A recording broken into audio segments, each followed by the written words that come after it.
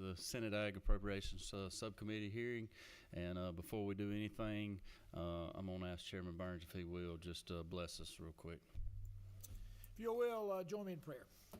Father God, we're blessed. We're blessed to live in a beautiful state whose number one industry is agriculture. When I wake up on my farm in Scriven County and I see the sunrise, it's a beautiful day. And I'm grateful for those who farm our land and provide our crops and provide the food for us and the timber and the shelter and the clothing. But lead us now as we look at the needs of this sector of our economy and grant us your wisdom and your will. In Christ's name I pray. Amen. All right. Thank you, Mr. Chairman. All right, Commissioner, good to see you. I'll turn it over to you. We'll go ahead and get started. I think we got a lot of folks to talk to. Thank you, Mr. Chairman. I'll be high level on a couple of things briefly, and then we'll get into the budget numbers specifically, because some of the high level stuff I'm going to hit on. There's some things that we talked about in Senate Ag Committee already, and all three of y'all are on Senate Ag, so don't have to go into detail about a lot of that stuff, but appreciate the opportunity to be here and present on behalf of the Department of Agriculture the budget and the operations of the department at this time and where we're at, and your help to help us have the resources that we need to execute the mission that we do every single day. And that mission is to support our state's number one industry, which is agriculture. $91.5 billion industry, employs about 350,000 Georgians, 1 in 7 Georgians. It's Georgia's largest private sector employer. Is the industry of agriculture. And so obviously it's very important to what we do. It impacts every Georgian every day, and the Department of Agriculture impacts every citizen and person that travels this state every single day. The work that our team does is very critical, and we do that over 22 different divisions through over 70 licenses that we issue. We're about 80-20 split on our funding between state and federal dollars. And as we've talked about a number of times, we have a number of pass-through agencies that the department oversees from an administrative perspective, but all that means is we just house them for financial purposes. Y'all give us the money and we send it to them. We have no responsibility over those particular entities in most regard other than that. And so when it comes to our budget, we're going to be talking about mainly 4 parts of the budget. We're 3, now 4 today that fund the direct mission of the Department of Agriculture. One of those was the addition of the Rural Center last year. Just a quick update, we have completely integrated that under the Department of Agriculture as of January 1st. And I'll get to that budget line item when in just a second, but there is one specific thing related to the Rural Center in the budget that I'm going to bring up and mention, Mr. Chairman, related to the salary supplement that the governor's providing in AFY 26. But the Rural Center's completely now under the purview of the Department of Agriculture, and that team under the direction of now Executive Director Charlie Fiveash has hit the ground running and working to provide rural economic development. We look forward to our work together in that. As we have been talking about constantly, the block grant program that we oversee and will be overseeing as an agency, we're still working through that process. The USDA asked a number of questions again last week. We've submitted answers to all of those questions as of the end of last week, and we are awaiting their response. As of this morning, we got a response from USDA that said they were still reviewing. So they canceled our weekly meeting that we normally have on Mondays because of that. So we're still awaiting USDA to give us the final green light and the go-ahead so we can get rolling. As I've mentioned to this committee, or the Ag Committee, not this committee, this is the first time we've met, but all of y'all have been part of committees where I have mentioned this. We're ready to go. Farmrecovery.com is the website. We have the applications ready to roll. It's just a matter of us getting the green light to go. The Conservation Fund is off and running. We have an application now that we will soon be putting out for the public to be able to apply to protect their farmland in our state, and we look forward to saving ag land for ag purposes in the state of Georgia. The council has been meeting pretty consistently, and that application should be going live very soon. The council just approved the application, so we're working to put that out here pretty quick. HPAI, as we have talked about constantly, continues to be one of those things that is a significant threat that we're facing in ag amongst a lot of other threats. But our team's been working day in and day out. As y'all know, we had 3 commercial detections this year alone, 2 in Walker County, 1 in Hart County. With the work of our emergency management team and the work we've done, standing up an emergency management arm at the Department of Agriculture, our emergency operations center that we have now, really allowed us to go to work quickly. And many of you saw that Ops Center in action. Many of you are familiar with the work that we're doing. Just to kind of put this on radar, so far as of this morning, the department has expended about $263,000 in response to HPAI. Now, some of that we do get federally reimbursed for, but there are other costs that the department does not get reimbursed for. An example of that would be at both of these sites, all 3 of these sites, we had no cell service, so our team went out and acquired Starlink units for our team to be able to communicate back and forth to the site. That's an example of a cost that we're incurring as an agency that we don't get any federal funds for to recoup.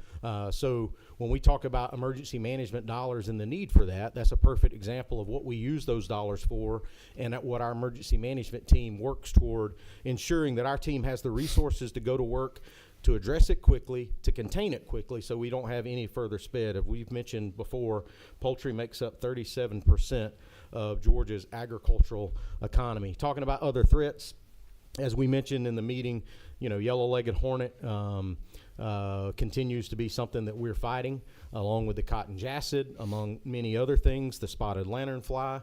Those are all threats that have come to the state and come since I've taken office as commissioner. So I don't know if there's a ominous sign there or not, Mr. Chairman, but it's definitely been issues that we've been dealing with as an agency and as an industry, and our team goes to work to address those. This is the dashboard, as I've mentioned before. All of those dots are traps that our team works to address, and everybody that was working on this directly on our team, we're having to pull them off of their day-to-day job to work toward these threats, which in the end indirectly cost us as an agency, because they're not able to do their normal job because of the threat that we're responding to.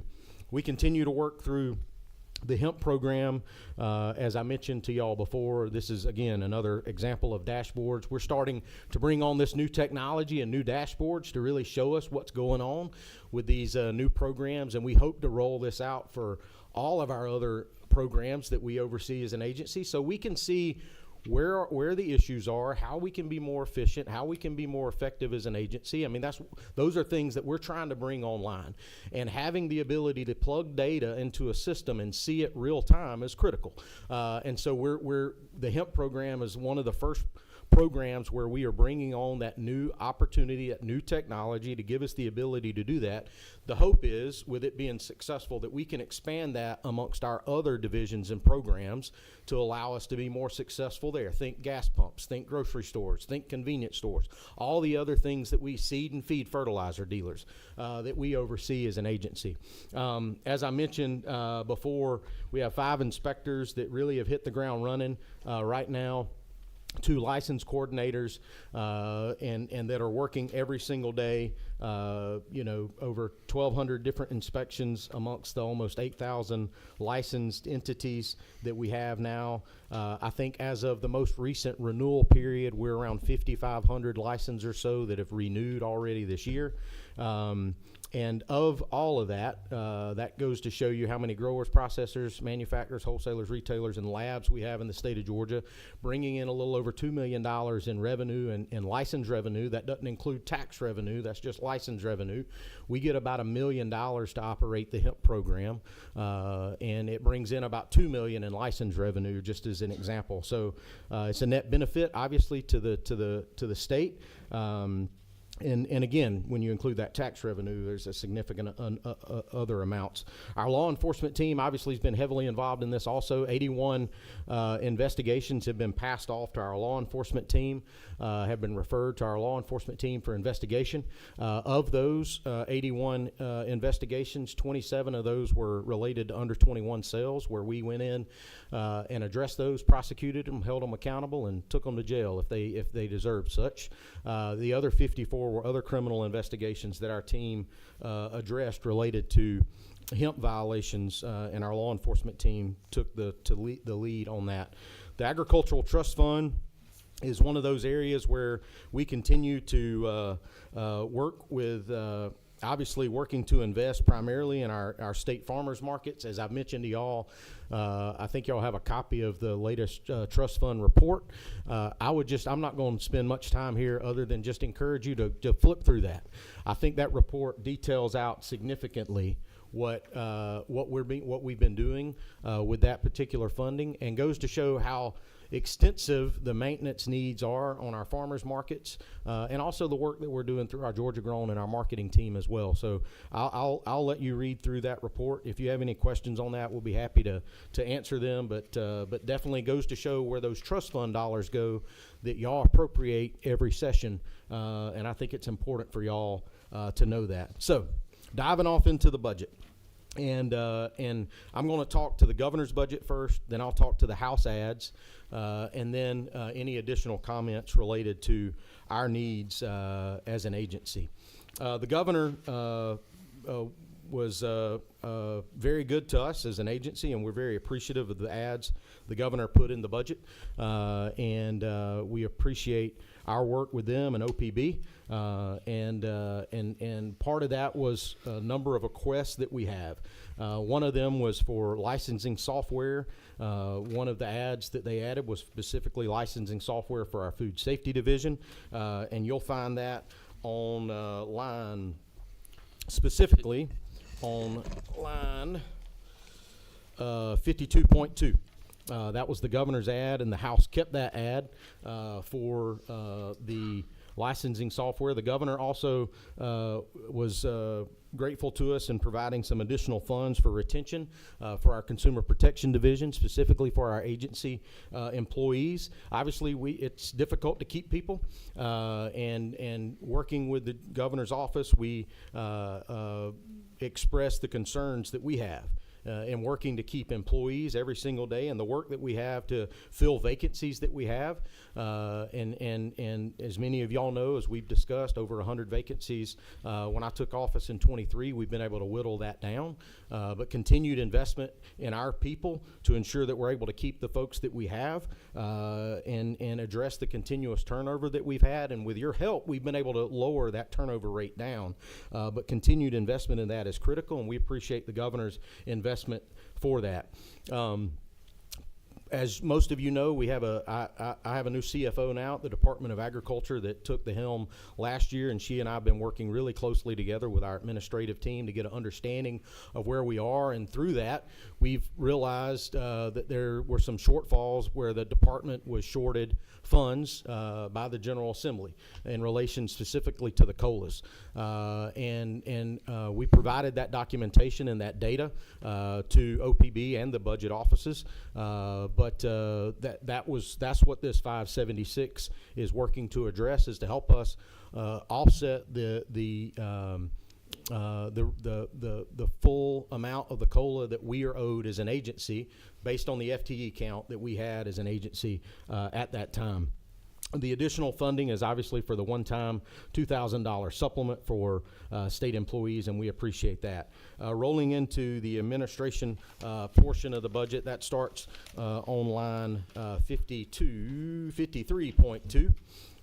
We're asking for funds to help us replace a laptop refresh for our agency. As you know, the majority of our employees, their offices is their vehicles, and they work off of laptops in the field, and so this is critical to ensure that we're able to have that needed funding to keep our staff appropriately resourced. That's also a recruitment and retention issue as well, having the appropriate equipment for them to do that. Again, same for the consumer protection related to COLA adjustments. And then the one-time salary supplement. In our marketing budget, the House, which starts on line 54.1, obviously that's related to the salary supplement for the governor that the governor added for all state employees. 54.2 is related to the Georgia Grown Wood program. The governor included some additional funds there that we've been working with our partners at the Georgia Forestry Commission to help us as a state work to recruit more forestry manufacturing. Many of you know the governor and I took a trip to South America a couple of months ago, specifically to discuss opportunities for forest products in the state of Georgia and how we can build out more manufacturing capability here. And in light of the timber mill closures, this is a perfect example of investing in a program that allows us to promote Georgia-grown products, find ways to provide mass timber opportunities here in our state. And I appreciate the partnership we have with Director Sabo at Forestry. And talking about partnerships, I failed to mention this, but the partnership we have with Director Sabo, and I know Commissioner Rabin is here at DNR, our three sister agencies work really closely together, as we do with a lot of agencies. With HPAI, we have Department of Public Health, who's in the room with us during that response. USDA is in the room with us, our private partners and the Poultry Federation and others. And then when it comes to the winter storm, Department of Ag, Department of Natural Resources, and Georgia Forestry Commission work together to provide a multifaceted approach to helping our Georgians through that. So those agency partnerships are critical, but it also allows us to work together to be as effective and efficient as possible when responding, especially in those emergency situations. But in this example, responding in a way to help our forestry industry. And so we think that is an investment worth making, and we appreciate the governor adding that. Another related to COLAs, and then the $2,000 supplement. Related to the center, the Rural Center, as we commonly refer to it, but most named the Center for Rural Prosperity and Innovation, you will see it found on the very first page at 51.1. The governor provided the $2,000 supplement. At the time the FTE count was done in the fall, as I said earlier, it was completely integrated as of January 1st. Well, when the FTE count was done in the fall, we only had one employee that was technically a Department of Ag employee. Because of the way benefits work in our state, that's on a calendar year, not a fiscal year. We work with the Board of Regents, so the three other employees for the center didn't lose any benefits, so they stayed under the Board of Regents, and we had a contract with them to pay their costs. As of January 1st, they moved to the department, so all four employees are now at the department. So when the supplement was figured, those three employees were figured under the Board of Regents for the salary supplement, and only one person was figured under the department for the salary supplement. So what we're asking help from this committee, and you'll notice that the House maintain the same one employee supplement. We would appreciate your help in getting us the additional, and it's a transfer from one budget to the next to help us ensure that we have the funding for all four employees. To go in and speak specifically to the House ads, Mr. Chairman, the House increased the COLA adjustments that you'll find on line 52.4, and that is in relation to that addresses all three COLA adjustments that we asked for from OPB and provided that data for 22, 23, and 24. That completely addresses all of those issues that we as an agency need to address. In addition to that, the House included additional funding for software upgrades for our inspection software, money that we have asked for. They included the funding for animal health, for plant protection, and for our structural pest division. You'll find those specifically listed out on lines, hold on just a second, let me find it. There we are, 52.6 through 52.8 are those specific ads for those particular software services, and definitely things that we need. so our team can do the job that they do every single day. Administration, the House added one-time funds for improvements. This is a House project, and we look forward to working with the chairman of the House Appropriations Committee and the House on that particular project. Just diving off into, y'all have seen this slide before. This includes our FY26 amended and FY27 asks. So ignore line item 2 and 3, as those are in the FY27 budget, in the governor's budget. And we look forward to discussing those particular line items when we get to that particular budget. I'm just going to stick with line item 1. I primarily walked through most of this as discussing the governor's budget and the House's budget, and specifically talking about the funding that the House added to the governor's budget, and that addresses those needs that we have in our COLA shortfalls, as well as the needs we have in software upgrades and inspection system upgrades that our team needs to do the job that we're asked to do every single day, working to oversee the state's #1 industry. And we would appreciate your help in helping us maintain that and allow us to have the resources we need to do the job that we're asked to do. In relation to that, Mr. Chairman, I just want to, as I've mentioned to you before, when I walked in the door up till today, so in the last 3 years, we have seen a 33% increase in licensed entities at the Department of Agriculture. In that same time period, we've only increased our employment by about 12%.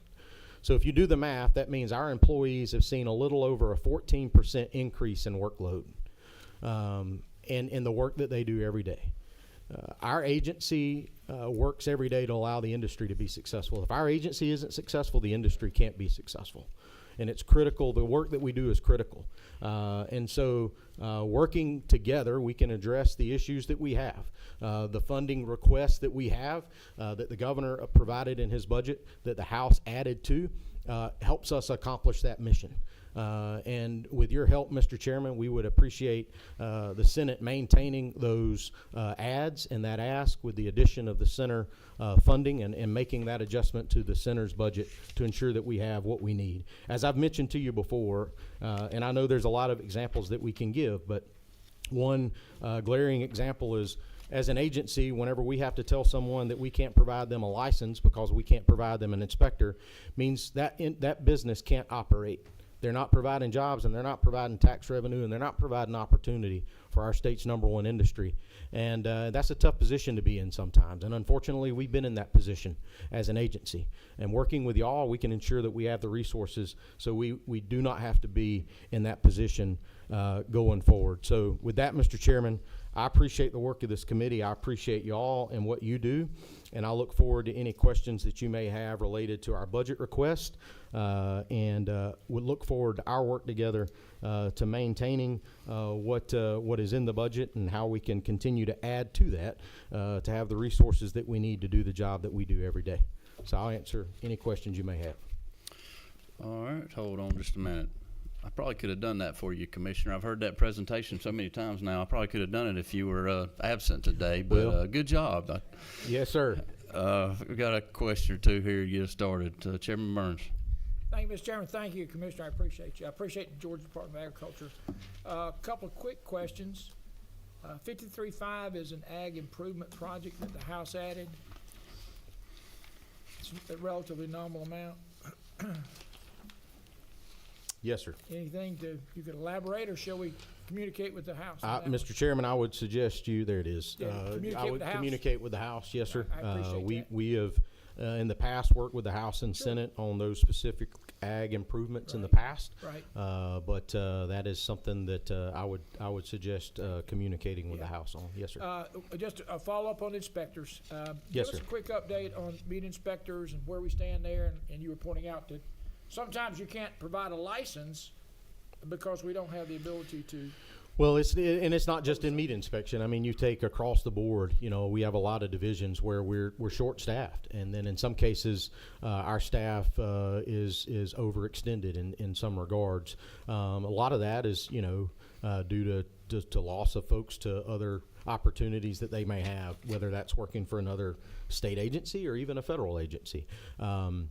And so meat inspection is one of those that that I talk about a lot because I know that a lot of people can understand, you know, that's your local butcher, that's your local processor, and it's also your local farmers that are providing that product to that particular entity. But we can see that need in our food safety division, in our weights and measures division, across the board where we have resource needs to ensure that we're able to do the job that we're asked to do every day. And as you know, we're a growing state. And as a state grows, to ensure that we're able to provide that service, we have to ensure that we have the resources as an agency to meet that demand. And that's what we're seeing. And I think that's a good thing for Georgia. It goes to show that our ag industry continues to grow, even though we are in tremendous difficult times in agriculture right now. But now is the time to ensure that we're investing in this industry, investing in our producers, investing in value-added opportunities, and giving them opportunities to do that. And we as an agency have to be resourced and staffed to give us the ability to meet those demands and meet those needs across the agency. And it's something we work to do every day. It's a challenge that we work to accomplish. Thank you, Mr. Chairman. Thank you, Mr. Chairman.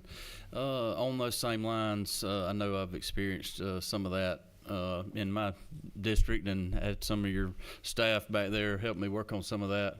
How many vacancies do you have in Agency-wide? Yes. We have about 80 vacancies right now. 80. And how many are exactly in that consumer protection? Over department? half of those, 60-ish, about 60 of the 80. We can get you the exact numbers Okay. for that. Okay, good. And on the software, how long is that good for? Is that do you know how long that? Right now, it will be good for at least 5 to 10 years. That's what's been profitable for those 3 softwares. Because the Okay. ones that we have now are sunlighting at the end of this year and at the end of 27. Okay, gotcha. All right, and then I noticed on the laptops while we're on computers, that's to refresh 1/3 of your laptops. Does that mean you're gonna need some more later on? Yes, sir. Laptops are like vehicles, and we'll talk about this in FY27. You Okay. know, it's just those needed updates, and those laptops typically last us 4 to 5 years. Correct. Yep. Okay. All right. Well, I'm the only one with questions right here. I hate to just keep me, and you could have talked on the phone, but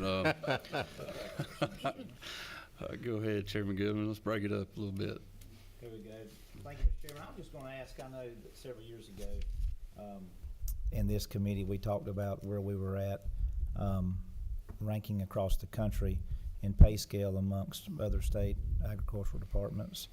And I hated to hear where we were at. You know, I mean, where are we at now? Have we in the legislature, have we gotten you at least where you're in the median level across the country, or? Mr. Chairman, we have not done a recent study on our salary compared to other states. At that time, we had completed a study that gave us some in-depth information into how we compare. Based on that study that's now almost 4 years old, with your help, you helped us get closer to the median. I couldn't tell you where we are today, but that's definitely something we can work to gather information on to see how we compare to other states. But a perfect example is with the additional $2,000 pay raise you gave our folks 2 years ago. You helped it with the governor's pay raises and other things. You helped us bring our 4-year degreed salary employees that we were starting at $39,000. You helped us bring them to almost 43.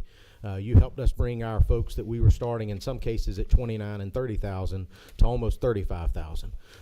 So y'all helped us move the needle in the right direction, and it shows in our retention numbers because our retention has dropped slowly over the last 3 years, and our loss of employees has constantly dropped. So that tells me that we're moving the ball in the right direction. So thank you for your help in that. But that continued investment is something that we're always working toward addressing to ensure that we can maintain the best and the brightest, because at the end of the day, they're on the front line of protecting our food supply, but also ensuring that y'all have the fertilizer you go buy is the fertilizer you buy, and that's critical. Thank you. Chairman Anderson. Thank you, Commissioner, for giving this report to us for the, fourth or fifth time, maybe. Yes, sir. But anyway, Well, I just want to make sure y'all got it. I hear you. It's going to be a test here in a little bit. How about in your budget, are you comfortable with the amount you have in there for soil amendments? To that question, Mr. Chairman, I'll tell you this way. I mean, obviously, one of the things we've talked about in the past is the need for an agronomist. One of the things that we run into in our soil amendment program constantly is having the ability to understand the agronomic rates related to that particular operation.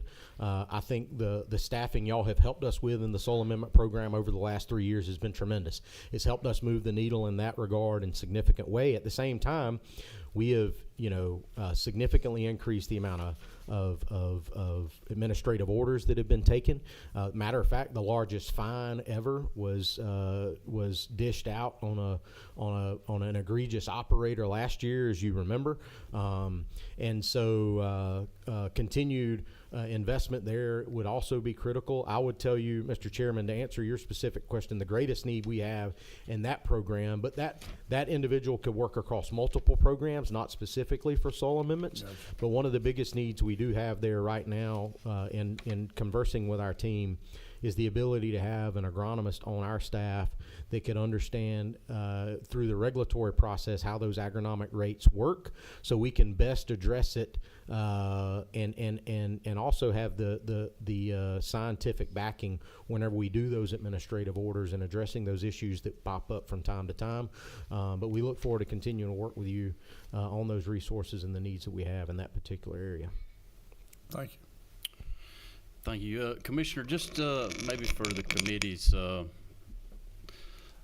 for them to, let's talk about it a minute. I know your law enforcement division is fairly new and has had a lot of great success, I know, across the state, and especially in the produce industry and Yes, contaminated food products. And I imagine, I don't know if cattle wrestling's been a thing lately, but with the price of cows. But I know y'all have done a lot of good there, and maybe just touch on that a minute just to refresh everybody's memory on the importance of it and how you kind of put all that together. Yes, sir.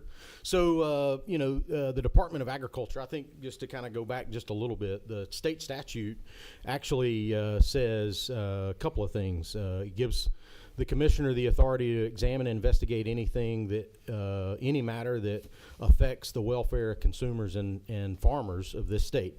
I think that in and of itself is a directive to the commissioner to ensure that you're addressing any issue that may arise to impact food security, food safety, and the producers. The statute also says that the commissioner is vested with police power. Police power specifically to investigate and address issues within the jurisdiction of the commissioner, but also the statute further says to prevent, detect, and respond to acts of bioterrorism or other terroristic acts or threats, or respond to natural disasters affecting or potentially affecting plants, animals, products, facilities that are regulated by the department. The commissioner shall have the authority to employ post-certified law enforcement officers to carry out that mission, to ensure that they're able to meet the mission of protecting our food security, our food safety, and protect against those acts of bioterrorism, and protect the welfare of farmers and consumers of this state. So the statute is clear in the directive that it gives the Department of Agriculture in the role that it has in ensuring that we're protecting our food supply, we're protecting our consumers, and at the same time we're protecting our farmers. So one of the first things that we did, or I did, when taking the office was reinstate our law enforcement unit and ensure that we're able to hit the ground running with that. And I think our team has hit the ground running and done a really good job. We're no different than a lot of other states. USDA has law enforcement. States like Arkansas, Tennessee, and Florida all have law enforcement divisions within their departments of agriculture. Matter of fact, Florida has probably one of the most robust agricultural law enforcement units. They have almost 300 law enforcement officers in their law enforcement division in the state of Florida.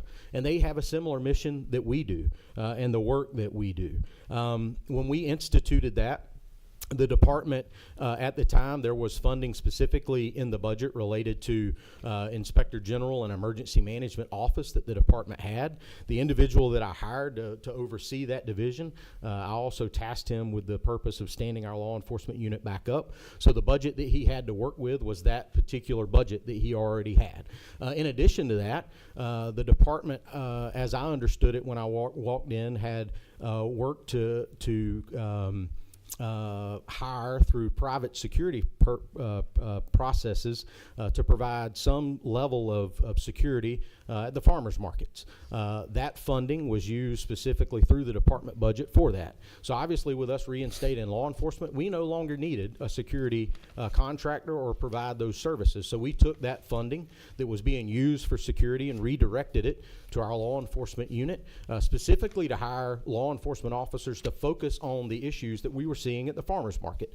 When we walked in the door, we still had a lot of crime, a lot of issues, a lot of snatch and grabs, a lot of drugs going on at the farmers market, even with us providing those contracted services down there. And so we shifted those that funding into that particular division. With your help over the last couple of years, y'all have funded law enforcement positions specifically related to hemp.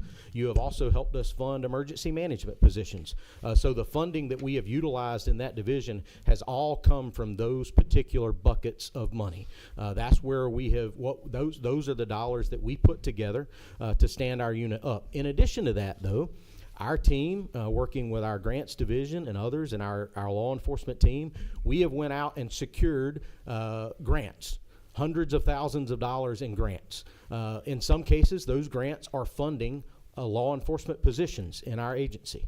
In some cases, those grants help fund vehicles and guns and badges and vests and the equipment that our team needs. So we went out and acquired private dollars through grants, Homeland Security grants, and grants through private other private entities to fund that mission. I wanted to ensure, Mr. Chairman, before I came before this body and specifically asked for appropriation, we had dollars that were specifically appropriated within our budget already that were working toward that mission of that entity. Before we come and ask for specific dollars for that entity, we wanted to ensure that we showed you the need for law enforcement in our industry. And I think that our team has done that. As many of you know, agriculture is one of 16 critical infrastructures in the United States. The FBI over the last 3 years has been conducting a FBI symposium specifically on threats to agriculture. I was in a meeting with the FBI last week, specifically talking about threats to agriculture and the partnerships that we have between state departments of agriculture, our law enforcement, and the FBI and our other federal partners in addressing those threats that we're seeing every single day. Our team works to address those, and I think our team's done a really good job.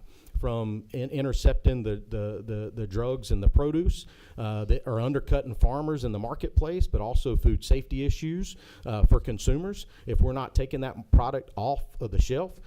The labor trafficking issues that we're dealing with. And there's some things, Mr. Chairman, some cases we're working right now that I can't talk about publicly, but would love to share with y'all in a more private setting to give you a rundown on some of those cases that we're working. We would be happy to give you a more secured briefing on those cases. I think you would be interested in hearing some of the cases that our officers are working where farmers are specifically being targeted. And that is where we come in. We have those relationships with our agricultural industry, and And the fact that agriculture is being looked at by our foreign nationals like China and others to find a way to use agriculture as a means to an end to purport criminal activity, but at the same time, the cartel uses it every single day too. And on top of that, you mentioned cattle rustling. We actually have, Mr. Chairman, we have arrested cattle thieves. We've arrested horse thieves. We've arrested bee thieves. We've arrested people who are committing animal cruelty. Matter of fact, I got 2 officers right now that probably are putting somebody in handcuffs here in the next few minutes related to an animal cruelty case that we've been working with a local law enforcement agency. So our agency has worked to take a load off of local law enforcement, help partner with state and federal law enforcement officers, and address an area where there was a need, and address an area where we saw an issue. And in my time as chairman of public safety in this body, I saw that need, which is the reason we reinstated the unit while we brought it back, and our team has hit the ground running, working every day to address it. And Mr. Chairman, I will tell you, we don't have enough officers to do the job that we've been asked to do. We get called by local law enforcement agencies all the time asking for assistance to help them with cases that fall within our jurisdiction, and we're happy to help all we can. But that is another entity, and I didn't bring it up earlier, but that's a perfect example of another entity where we could use more resources, we could use more people, and we could use more agents to protect farmers and protect consumers, because that's the job that we have as laid out in the law. But also the mission that we have is we're seeing that agriculture is becoming more and more and more in the crosshairs of our foreign adversaries every single day. And we have a job to do to protect that. That's what our team's doing. And we've used the funding that we have within our budget that is pretty well earmarked for that security services and that emergency management services, and we've been able to put that together. But those additional resources for that area would be much appreciated to help us do the job that our team needs to do every day. Thank you, Commissioner. Appreciate that. I don't see any further questions. And I'll just, for me personally, I was just sitting here making notes. On a daily basis, when I'm not here, I have to interact with your office on the retail side, the meat side, the produce side, the livestock side, and the plant side. So I stay busy with your folks, and they always do a great job. And I don't ever tell them who I am. I just, but. Well, I'm glad they do a great job. Yeah. Some of them know, but some of them don't. So, but anyway, appreciate what y'all do down there. And again, I don't see any questions. Were you going to comment on the poultry lab? Yes, sir. I'm glad I know you they mentioned that.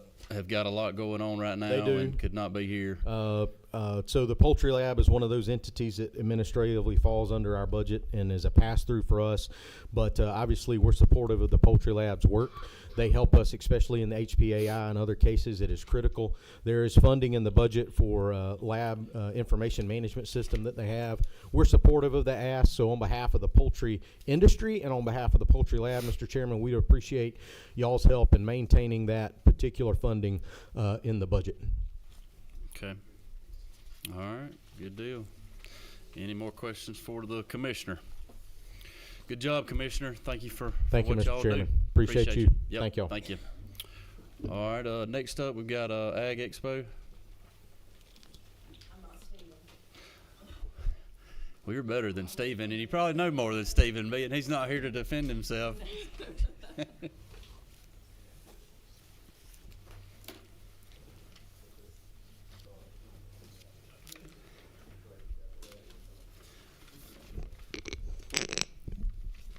We heard he got a little tied up today. He got a special selection for jury duty. Goodness.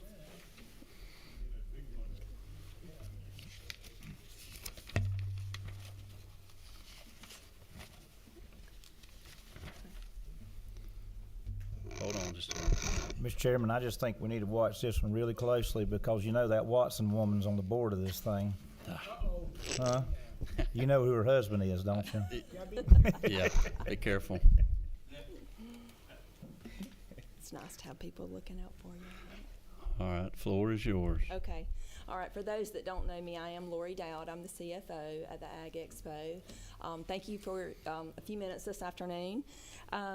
I just want to talk a little bit about what we're doing down there. For those that do not know, we've been proudly operating for more than 35 years and as an event facility to showcase Georgia agriculture, promoting youth livestock who are, exhibiting livestock and agricultural exhibits.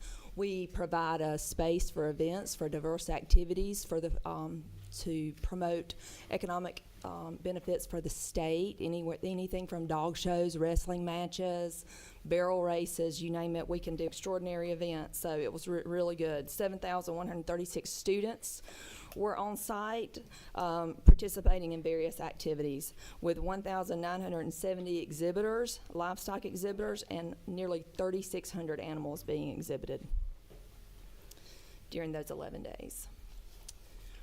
So during those 11 days of the fair, we generated an estimated $1.5 million inside the gates. So 1.5 million, sales tax dollars during that fair inside the gates. GNFA gates, as well as sales tax revenue from the vendors on site, the food concessionaires, and the Midway ride provider. Just to talk about a couple of active projects we have going on.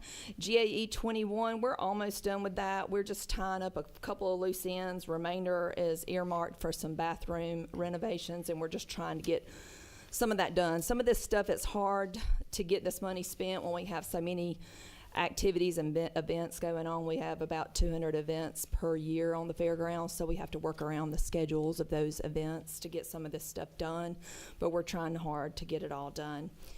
GAE 24, we have about $500,000 remaining there. That's earmarked for roof repairs and Miller Murphy Howard upgrades and expenses, because we do anticipate more commercial business.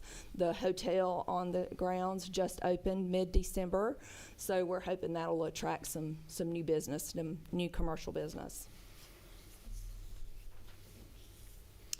Coming in February 2027, that was the last date I heard, we have a new barn and arena to continue supporting the youth ag education and livestock and agricultural exhibits.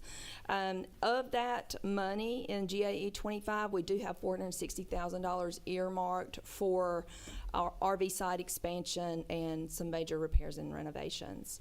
Of that $460,000, the RV sites, I think we're going to have 40 to 50 additional sites.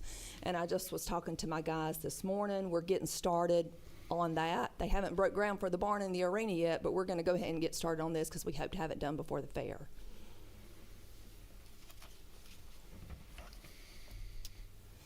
In FY26, we did receive one-time additional appropriation of $1.14 million. We're definitely grateful for that. That was going towards Reeves admin, HVAC, splitting that off from the arena when that was originally built. The administrative offices and the HVAC was all tied together with the arena, which is not very efficient. Heritage Hall HVAC, that's being wrapped up right now, and new boilers in the arena. So all those things are in progress at the moment.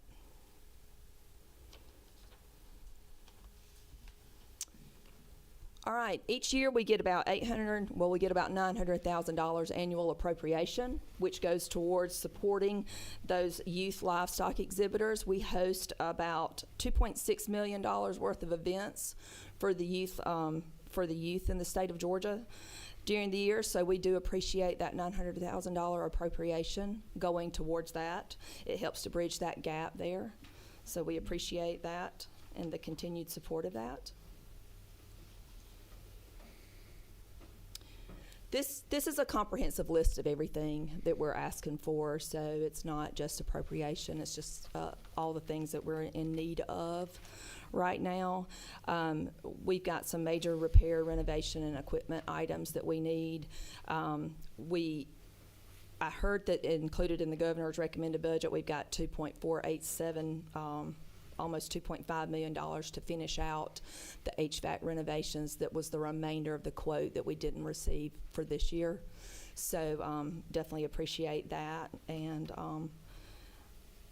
then you can see there, I won't go into all the detail there of it, everything else we've got listed. We've got some aged equipment we need to replace. Saw that. All right, so we had a recent, in the last couple of years, UGA performed an economic study to determine our economic impact from operations and out-of-state spending, visitor spending. And the result of that study was over $130 million generated for the state of Georgia each year from those events that we're hosting there at the fairgrounds. The nature of our events are far-reaching and have a statewide impact. And just a couple of things we wanted to throw in and talk about upcoming celebrations for America 250 this year. We do have some things planned special for the fair this coming year. It will be held October 8th through the 18th. We've got emphasizing patriotism more so than usual. I think we're a very patriotic fair to begin with, but we do have C-130 flyover planned and some patriotic programming to celebrate America 250.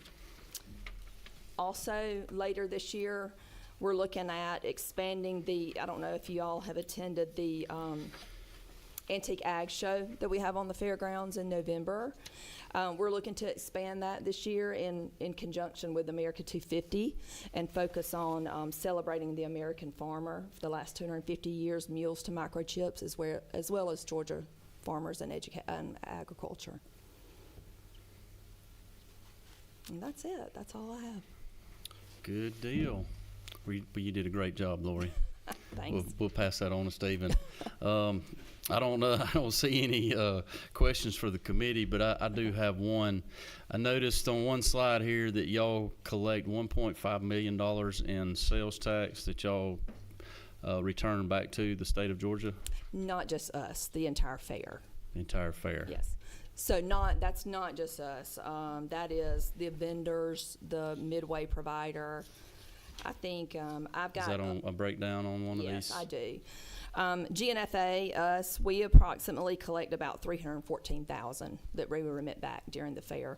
The rest of that comes from food vendors, midway rides, and all other vendors. So about $280,000 of the fair is gate, and the rest of that 30-ish thousand is like merch we sell and food that we sell. So only about $280,000 of that is the gate. Okay. All right. That's got a question here. Okay. Chairman Anderson. Thank you. Thank you for your report. Yes, sir. Just curious, could you roughly tell us how many days out of the 365 days that some type activity is About there? 400 of those days. Good answer. Good answer. I think let me see if I have my sheets from last month, and I can tell you how many I do. I've got last month's board meeting right here. So, in 2025, 457 days. How many? 457 days. So we have multiple events going on at one time. Okay. Yes. Sometimes we'll have 4 or 5 things going on at the same time. And at the same time, when we have the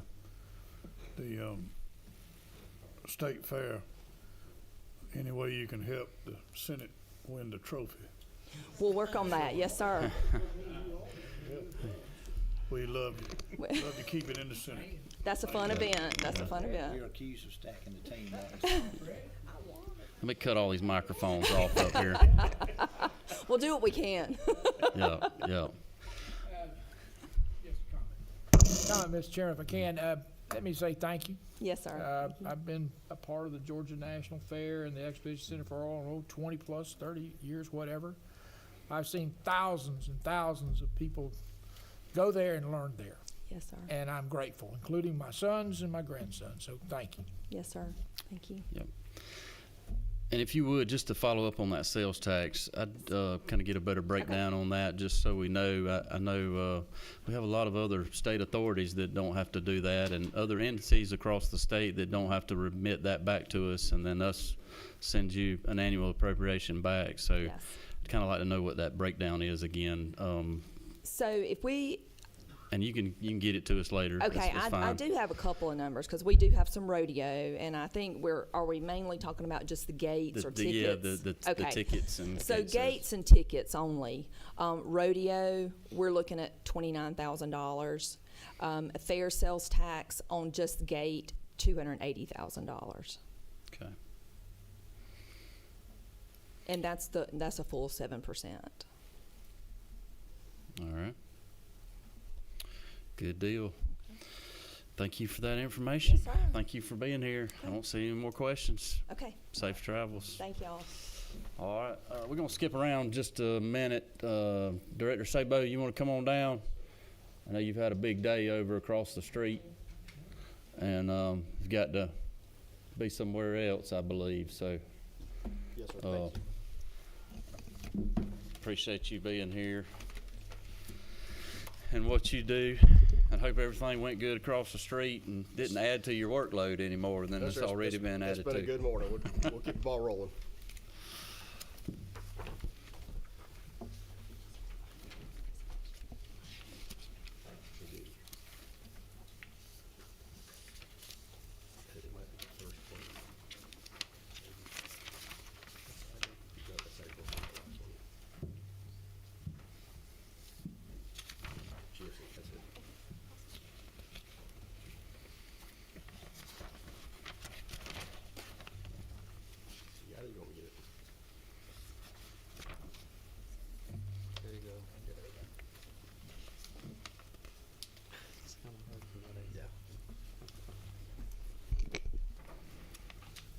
All right. Thank you all Floor's again yours. for squeezing us in. I really do appreciate it. There's a pretty large forestry meeting going on in Augusta this evening, so felt that was pretty important with everything going on to try to make it. As y'all know, my name is Johnny Sabo, and I'm going to let my colleague here introduce himself. Yeah, I'm Carson Meredith. I'm a professor at Georgia Tech, and I direct the Renewable Bioproducts Research Institute at Tech. Thank you, Carson. Just moving through, I always like to point these out, and especially as we get later on into the presentation and how GFC operates, it's really important that we use facts and data to drive our decision making. And so everything that we're going to lay out here today relies on that. As y'all know, the ag industry and forest industry can have some hard times, and it can get real emotional. So we use facts and data to drive our decision on how do we dig out of this hole. At first, just to highlight a little thing for some numbers from forestry for the committee. So far this year, over 2,100 wildfires, and this weekend I think that jumped up by about 400. So it's been a busy weekend, busy year so far.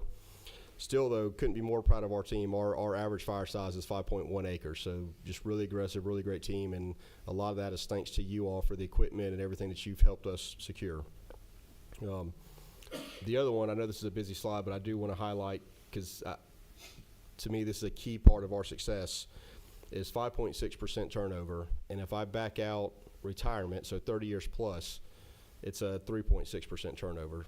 So for a state agency and everything that we're doing, just could not ask more for our team, and once again, thank you all for everything that you've contributed to help us get there.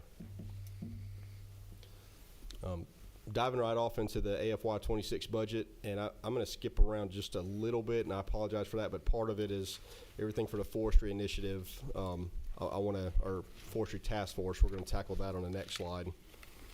The first one, just want to ask for your support and appreciate the governor's support for the employee supplement. That is found in multiple places throughout our budget. And Mr. Chairman, I'm not sure if you want me to point out each place or but it's on page 9, 167.1, page 10, 168.1, page 11, 169.1, and page 13, 171.1. So scattered between nursery, forest management, forest protection, and administration. Second thing in there is $107,000 for our new helicopter operating funds. We knew that when we took that helicopter, or when we asked for the helicopter, and that was early conversation with OPB, that since this would be an increase to our fleet, there would be operational funds to operate that helicopter, to be able to use it what it was purchased for. Those funds are on page 11, 169.2. Really excited about that helicopter. We did take ownership of it. We got it last Wednesday in state. And I would appreciate your support in that because, as my CFO pointed out, they're flying it a lot in testing and training for somebody that has no operational budget. So that would be most helpful. I'm going to skip the Georgia Forestry Innovation Initiative. We'll come back to that one. $148,000 for pass-through funding for Talbot County. That is strictly county pass-through funding. That is on page 9, 167.2.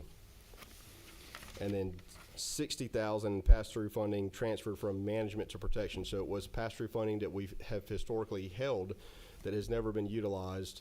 This would go into protection to help us with some operating costs. You'll see later on down the road when we get into FY27 budget, but our operating costs have increased significantly over the last year. Our average cost per wildfire is about $480, well, increased $480. So when we talk about 4,000 wildfires per year, that we have to start squeezing all kind of places just to be able to make budget. So we'd appreciate your support in anything for operational costs. And then the last one that I'm gonna highlight on this page is the $12 million for tractor replacement. We did have $12 million in the governor's budget and capital. The House left it with $10 million. So we did have a plan to $12 million a year for 3 years would replace all of the open cab tractors that we have. And for wildland firefighters, you have to go 14 to 16 hour days, especially when we're running. So it's not like we can carry SCBA like structure firefighters or anything. So those open cab tractors potentially our firefighters do not have access to clean, breathable air. And I can tell you, if you've done that for weeks on end for 14, 16 days, it's life altering. You'll think twice about what you're doing. So would appreciate your support there. Moving into the Governor's Forestry Task Force, I'm going to start with the Georgia Grown Wood. I'm sure Commissioner Harper spoke about it, but certainly want to offer our full support for the Georgia Grown Wood project. That is found on page 5, 54.2. And I know I've mentioned this before, but I'll say it again. We're behind other states, and that's really just simple due to time. Other states lost markets before we did, and so we're playing catch up. So when we're communicating with different companies who view the Southeast and do view Georgia favorably, at the end of the day, these other states have been, in the lead when we talk about trying to attract investment into the forest industry. And for all the key buzzwords that you probably heard, sustainable aviation fuel, biomethanol, biochar, all these different products that we can make. I'm probably gonna mess this word up. Of course, you may have to help me with this one, but there's a company that's really investing in the medical allergical coal. Did I get that right? Close enough. But essentially, to be able to make steel. So there's a specific type of coal you have to make steel. Well, that can actually be made from lignin from wood. And so that's starting to take off now. There's a plant being opened in another state. And so I don't see any reason we can't do stuff like that here. But we have to be able to work with economic development, our industry partners, to attract them.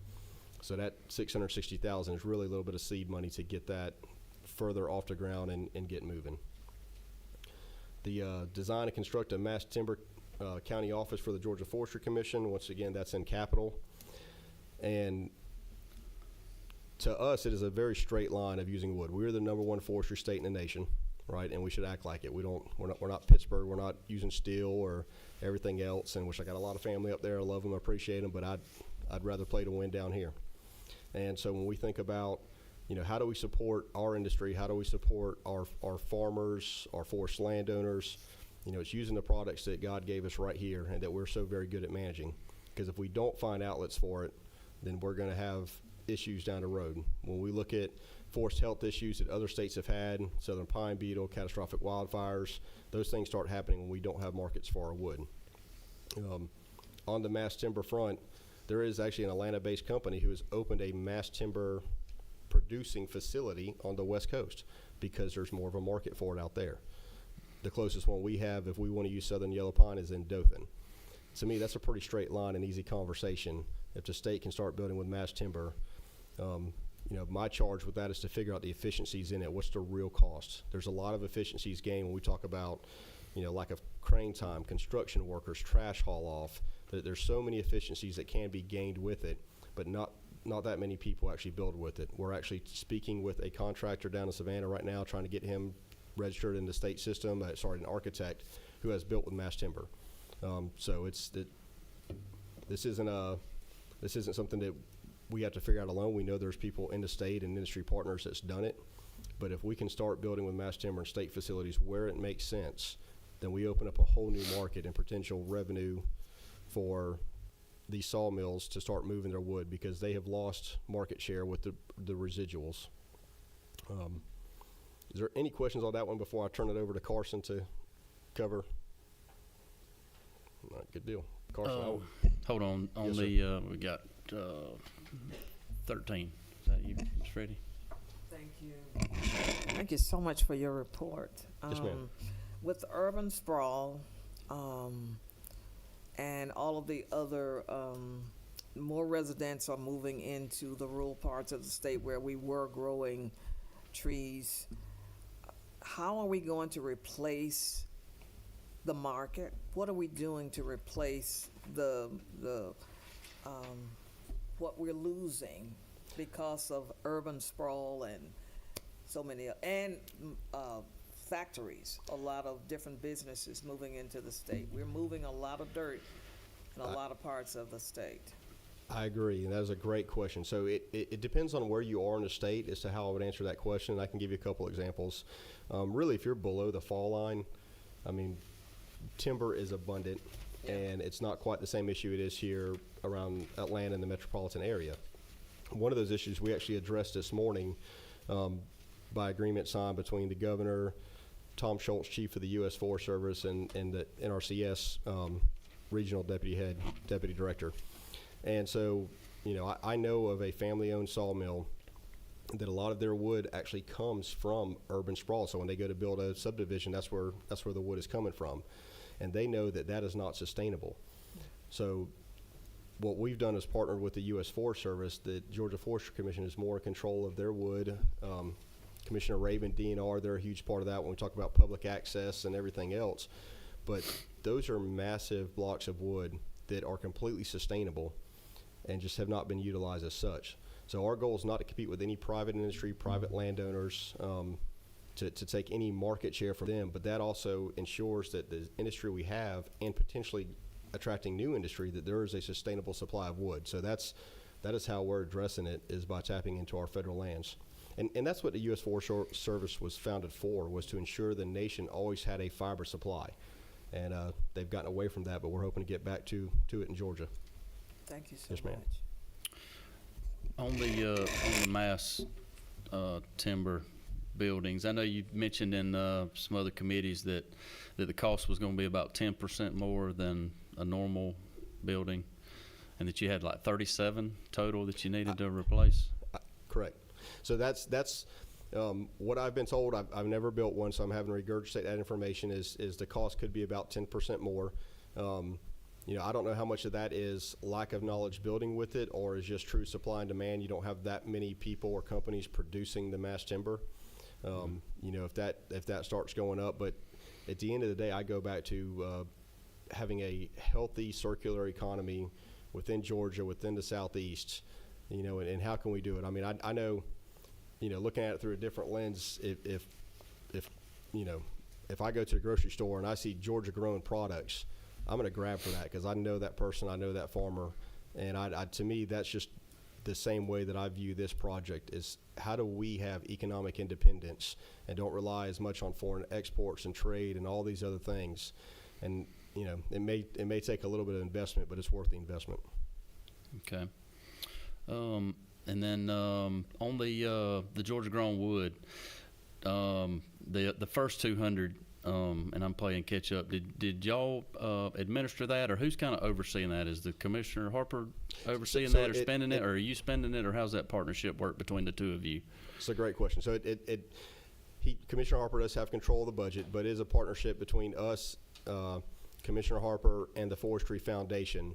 And so those groups come together, his Georgia Grown, my communications team, the Forestry Foundation. And so that stage one has really been product, what's the word I'm looking for here, kind of building up of your product. So your materials that you need. Phase two is a little bit more of that, but it's really the engagement as to getting out there. It's marketing, for lack of a better term, more so of the Georgia grown wood. Okay. All right. That's all I got. You gonna turn it over to Okay, yes, sir, Carson now? please. Yeah, so let me walk through a few slides that are focused on this 10.9 million request that is between Georgia Tech and the Georgia Forestry Commission. And then we'll see if you have questions about that.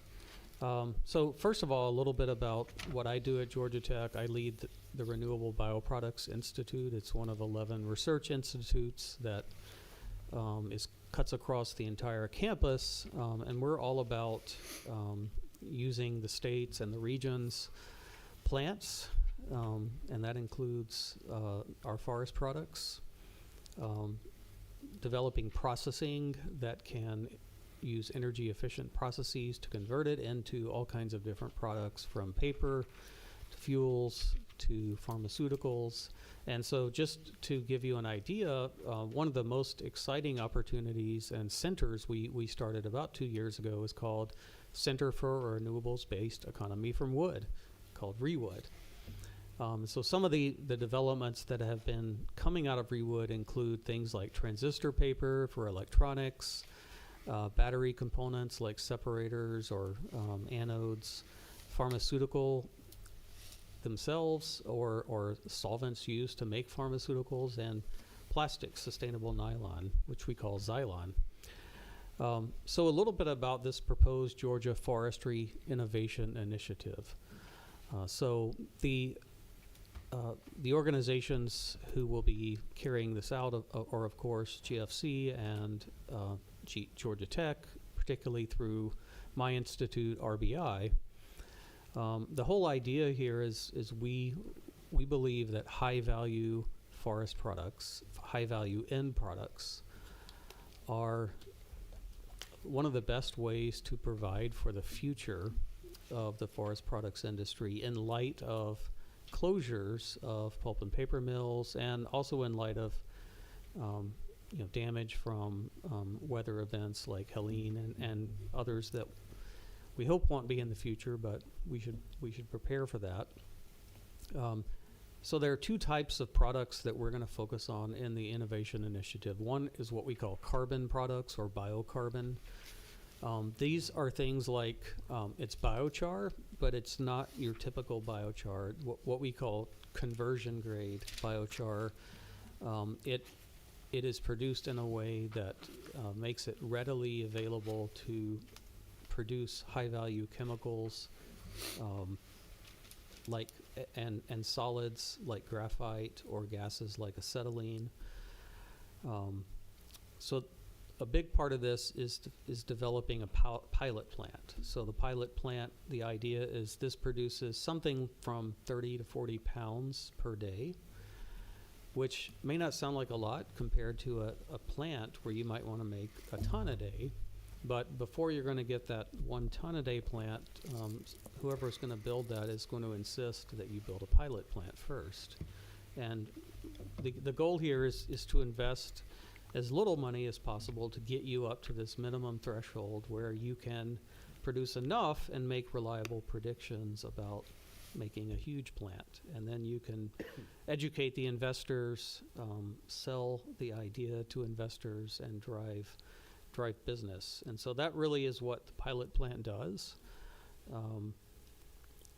And the Technology to Business Innovation Hub goes along with that. It walks along in parallel and is used to educate the stakeholders, to share knowledge about how these plants are operated, and to train potential workers in the workforce who would actually operate a large plant in the future, calculate operational and capital expenses to build a plant like this, and profit margins. So that's carbon products.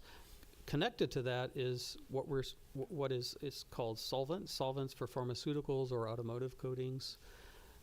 So one of these would be focused on the solvents, producing them in a pilot plant itself, again another 30 to 40 pounds a day, and then a pharma coatings technology focus on the business hub. So there will be one hub, but they'll focus on these two projects, these two products together. And this is actually a picture of a bottle that's already been produced in our lab. So that's, a small amount. So the pilot will produce tens of pounds of that per day. And eventually we want to produce, tons of it. So the promise here is development of significant lucrative markets for forest products.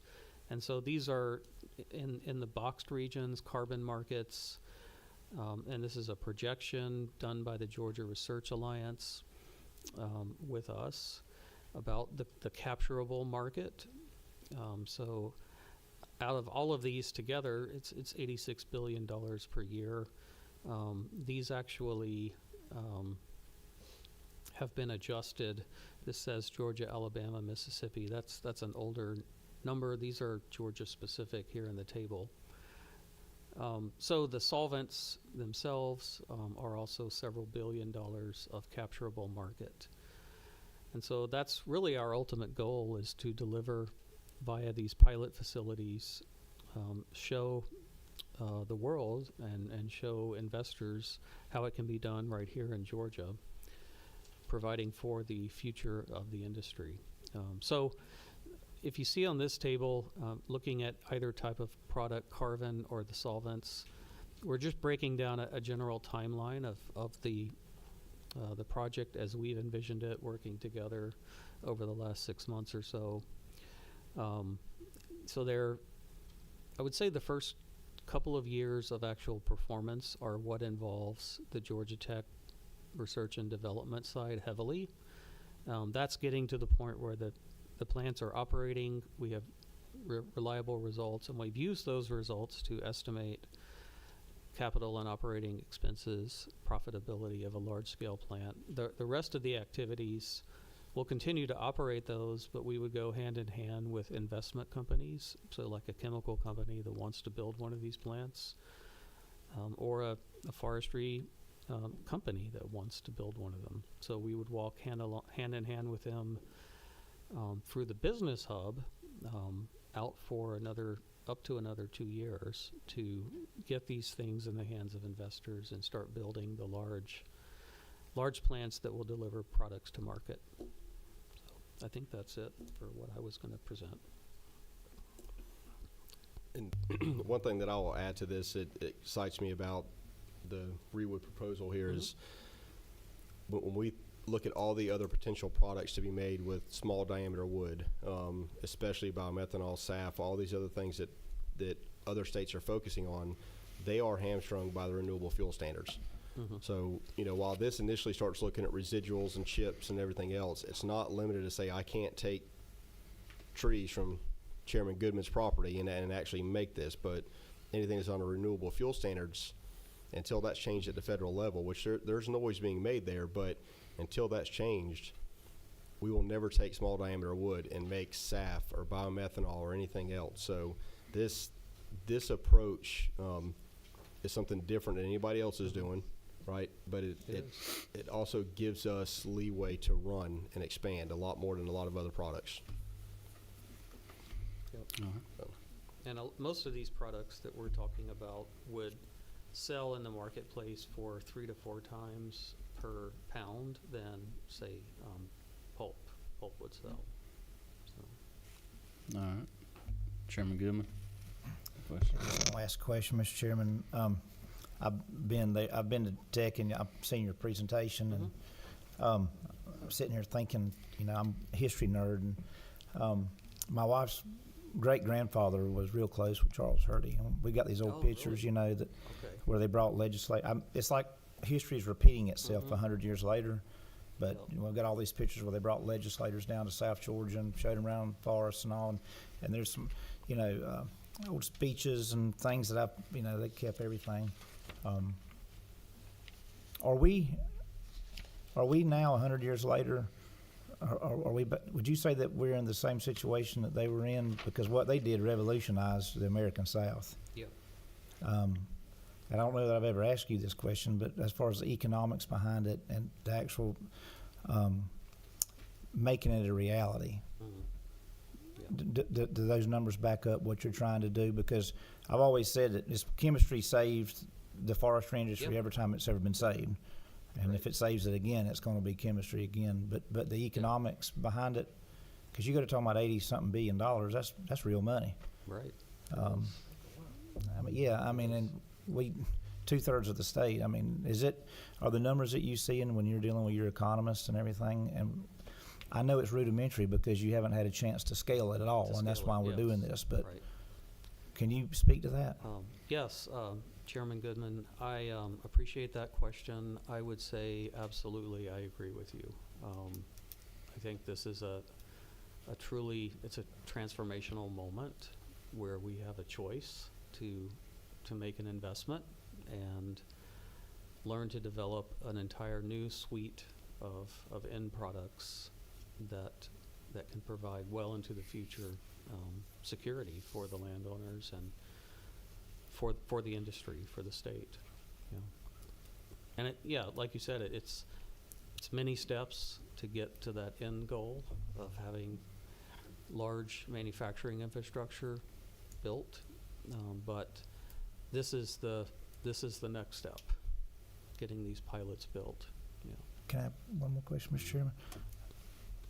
The process in this, are you gonna be bringing in residuals? You gonna be bringing in round wood?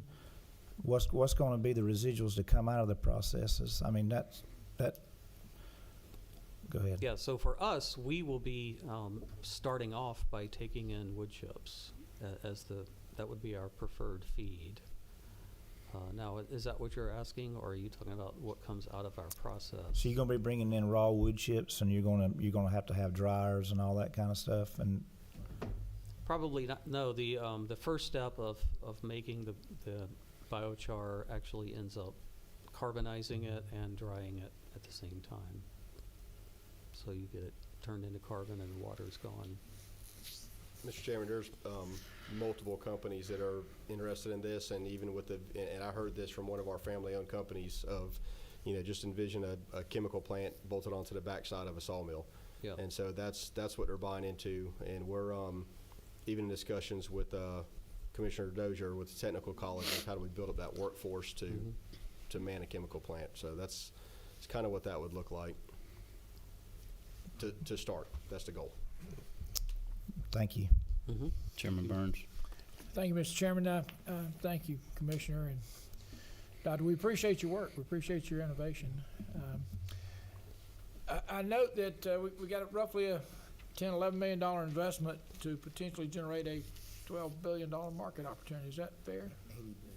80 billion. When I look at carbon markets and solvents, the first two things, Yes, is that right? that's 12 billion. That's roughly 12. And then I look at the fuel potential, and there's another $35 billion potential there. But as Commissioner Sabo pointed out, right now my federal partners don't acknowledge that it's a renewable resource. Right. Is that true? Essentially, you can use the residuals, but you cannot use the raw. You cannot use the raw material. That is correct. So while it is there, and there are companies in Georgia that is scaling up, one in Thomaston specifically that's doing exactly what Carson is mentioning here, is from going to tabletop and working their way up, and they've received some grants to the U.S. Endowment. At the end of the day, until that has changed, you won't see a load of wood go in there. That's right.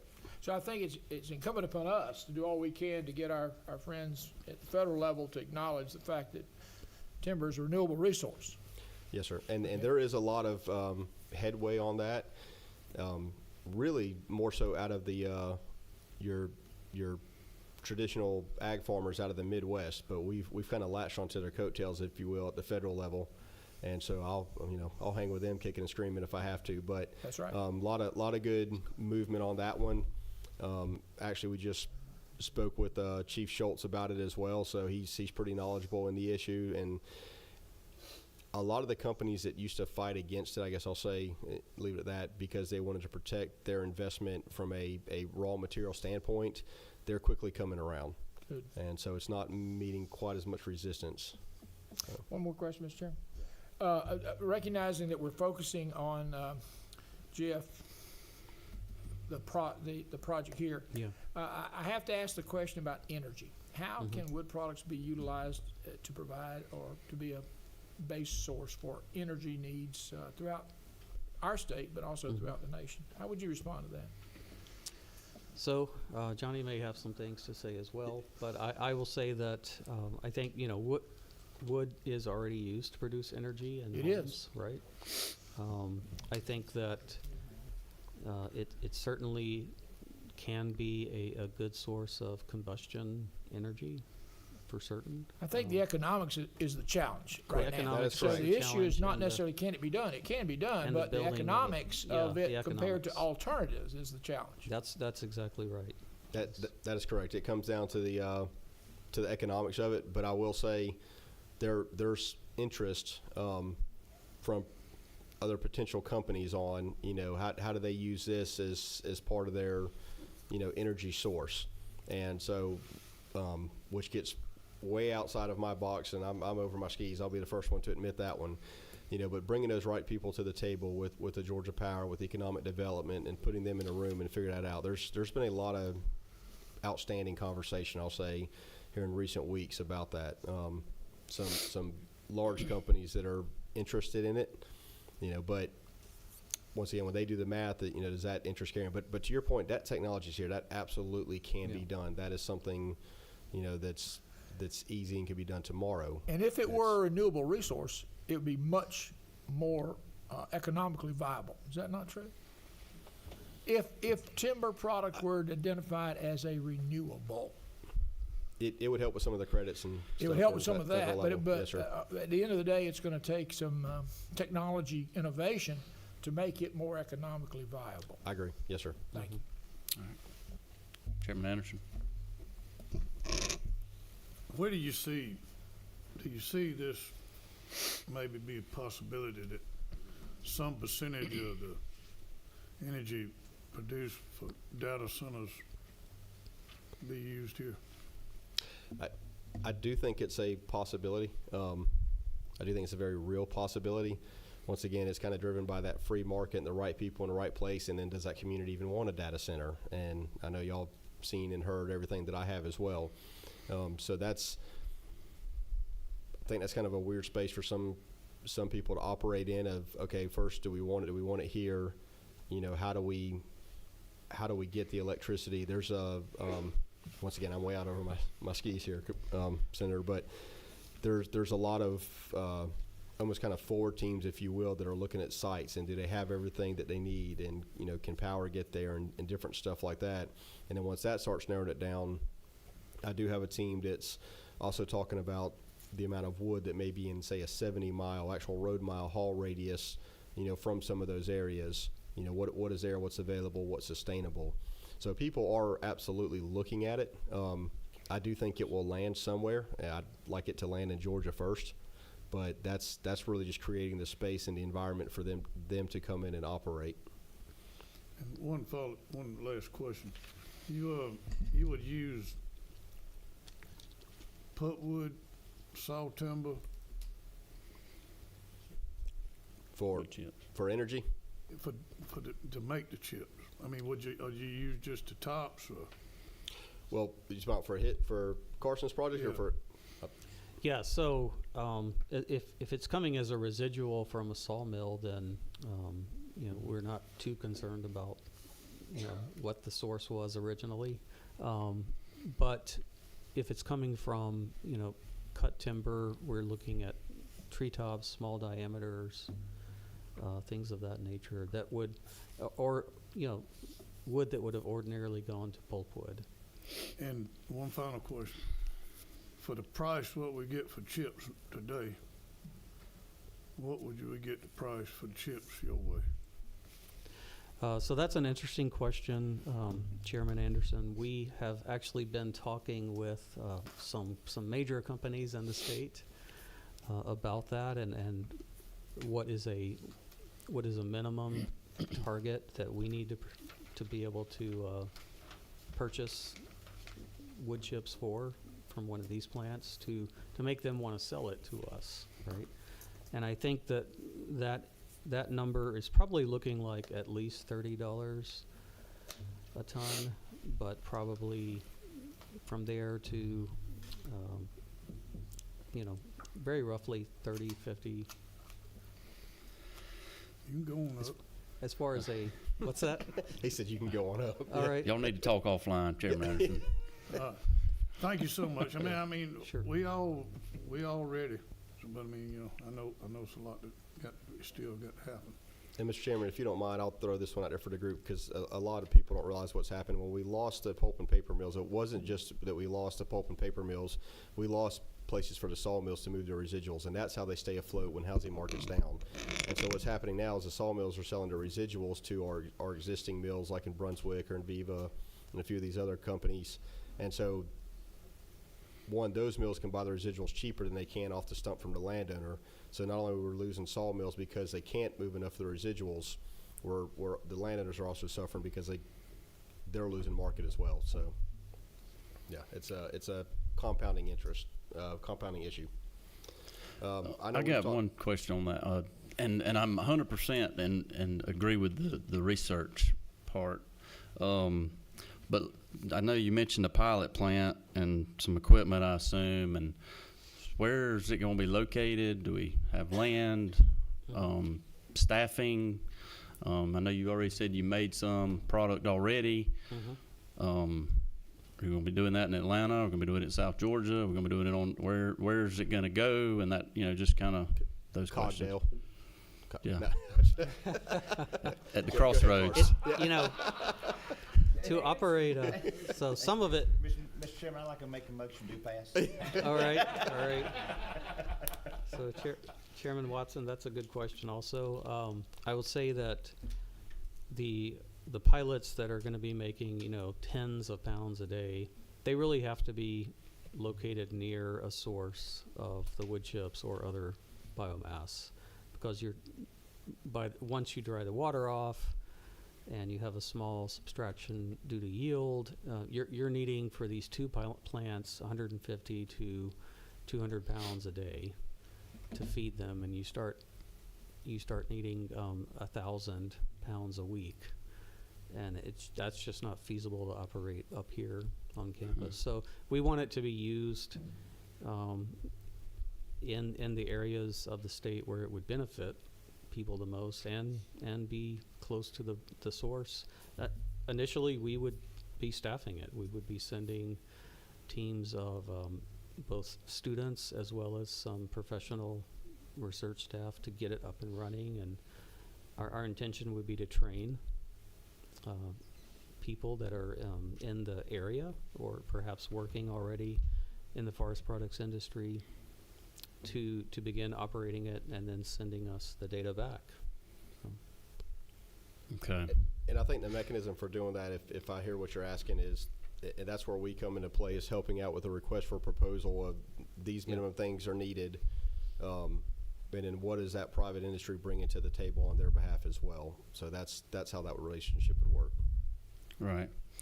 Yeah, no, and again, just kind of, location and staffing, and will you be back here next year for more, or, we got to create a new, I just kind of want to know. It's, a lot of folks have been talking about it, but just the essential details of location and staffing and driving back and forth to Atlanta and all that costs money. So It does. Any details on that? We factored that into the request, actually. Okay. But Yeah. very good point.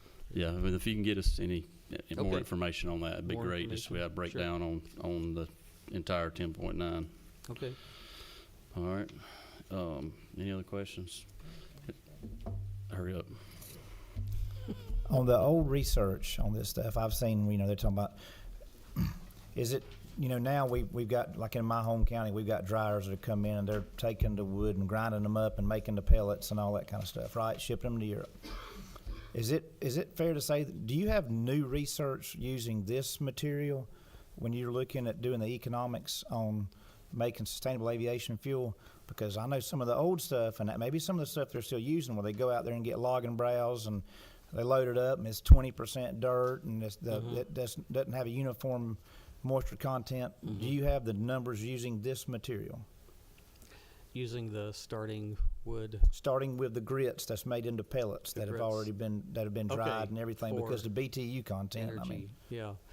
I don't have them personally, but I know someone who would, so. that's what we need. Well, and I think That's to the your number we need to be using. And to answer your question, I mean, some of the mills that we have toured and met with, you know, our existing industry, they come with buckets and take stuff straight from there, so the product they would be using, not collecting, yeah. Point heard. I'm gonna skip the last couple of slides I had because they're really updates to us. I know we're pressed for time. I know there were a few other things in our budget, and, you know, we'd be happy to take questions about that if that the House added, if there are any. The 167.4, there's 100,000 add. I know it's just moving through there, just for the committee's knowledge. We have a program in our state called AGL. Used to be Georgia Agri-Leaders. Great program. I went through in 2009, 10.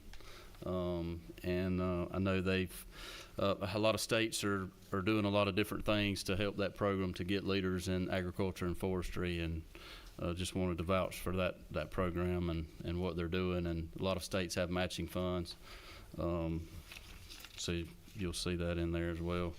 And the other one was 169.5, and that was an original request that went to OPB, and had an opportunity to present to the House.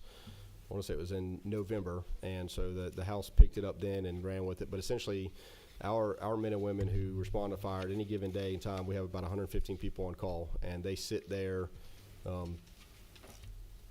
When I say sit there waiting on fire, they can't go to their kid's baseball game. They can if they're, you know, somebody wants to travel and camp or do something. They are there, and that can be 1 week out of every, you know, 3 or 4. And so when we look at our states around us and what they do and how they do things, this is pretty comparable. I will say I'm not sure if we do this anywhere else in Georgia. I don't think we do, so I'll just be upfront about that one. But it's a $2 an hour on-call pay. So what the House added in there was a quarter of that for the year. And so that's what that number breaks down. And if you're wondering how often we have to respond to a wildfire, we actually pulled that data. So for after hours, nights, weekends, and holidays, it's about every 1.2, 1.4 days, something like that. So we're not talking about months go by where we're not responding to a fire somewhere in this state. It's within 2 days at a minimum we're having to respond. So, and that's after hours data, not during the day. Well, I told Commissioner Harper how much I interacted with his agency, and I'm glad I don't have to interact with yours very often. Volunteers every now and then with a little brush fire, but other than That's that, right. we're good. Well, we appreciate y'all. Thank you so much. All right.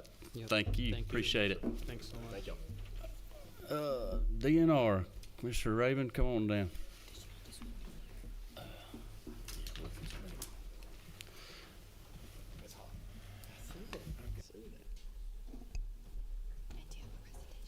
I don't. Nope.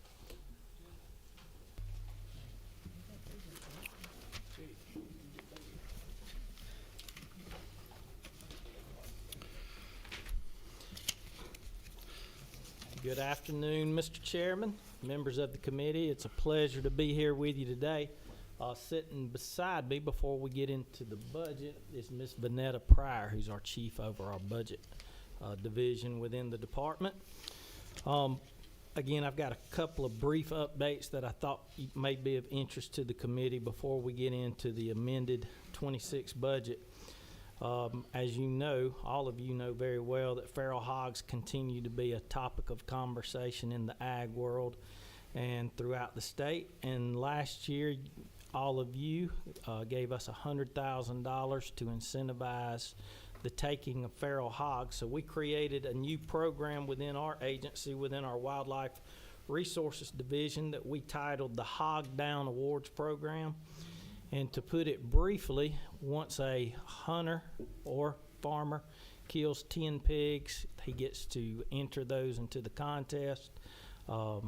We have a random drawing at the end of each quarter. We award 5 whole sounder hog traps to the person that's drawn out of the hat. And to date, We have taken more than 3,000 hogs with that program. And that's just the people that have entered 10 or more hogs.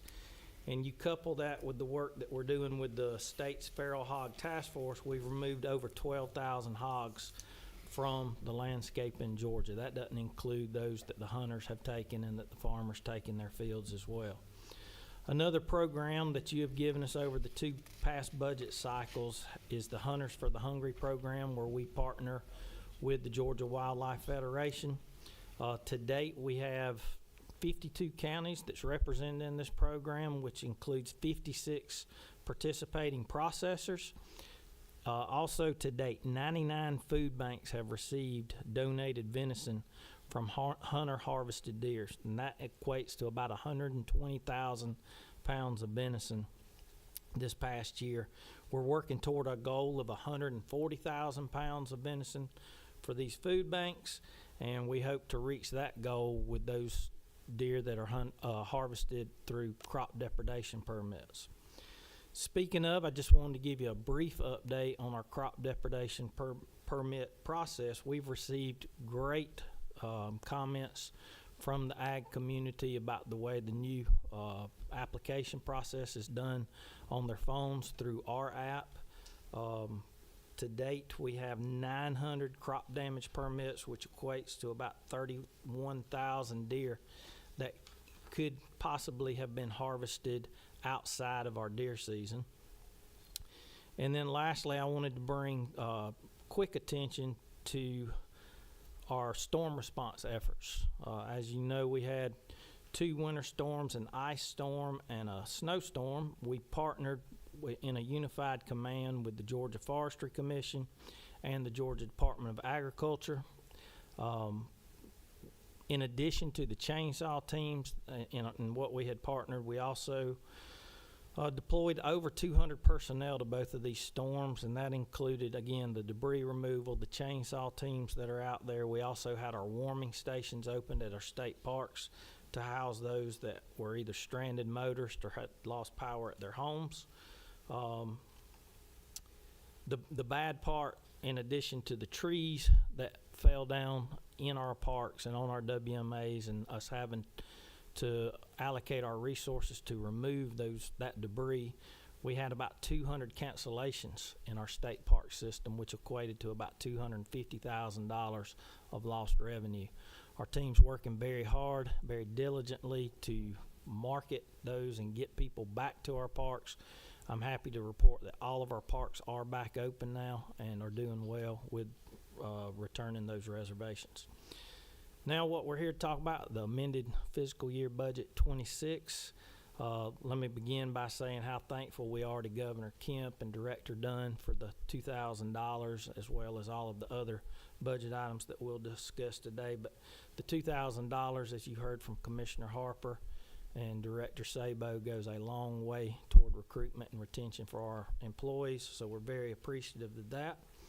If you'll look on page 14 under the Coastal Resources Division, line 232.2 provides $500,000 to replace our Coastal Resources database. That database currently is over 20 years old. You heard Commissioner Harper speak about the lifespan of some databases and equipment. Again, it's huge to our permitting process along the coast, and hopeful that you can support that request. Line 232.4 was added by the House. This is $1 million in pass-through funds for the Tybee Island North Beach Dune Emergency Stabilization.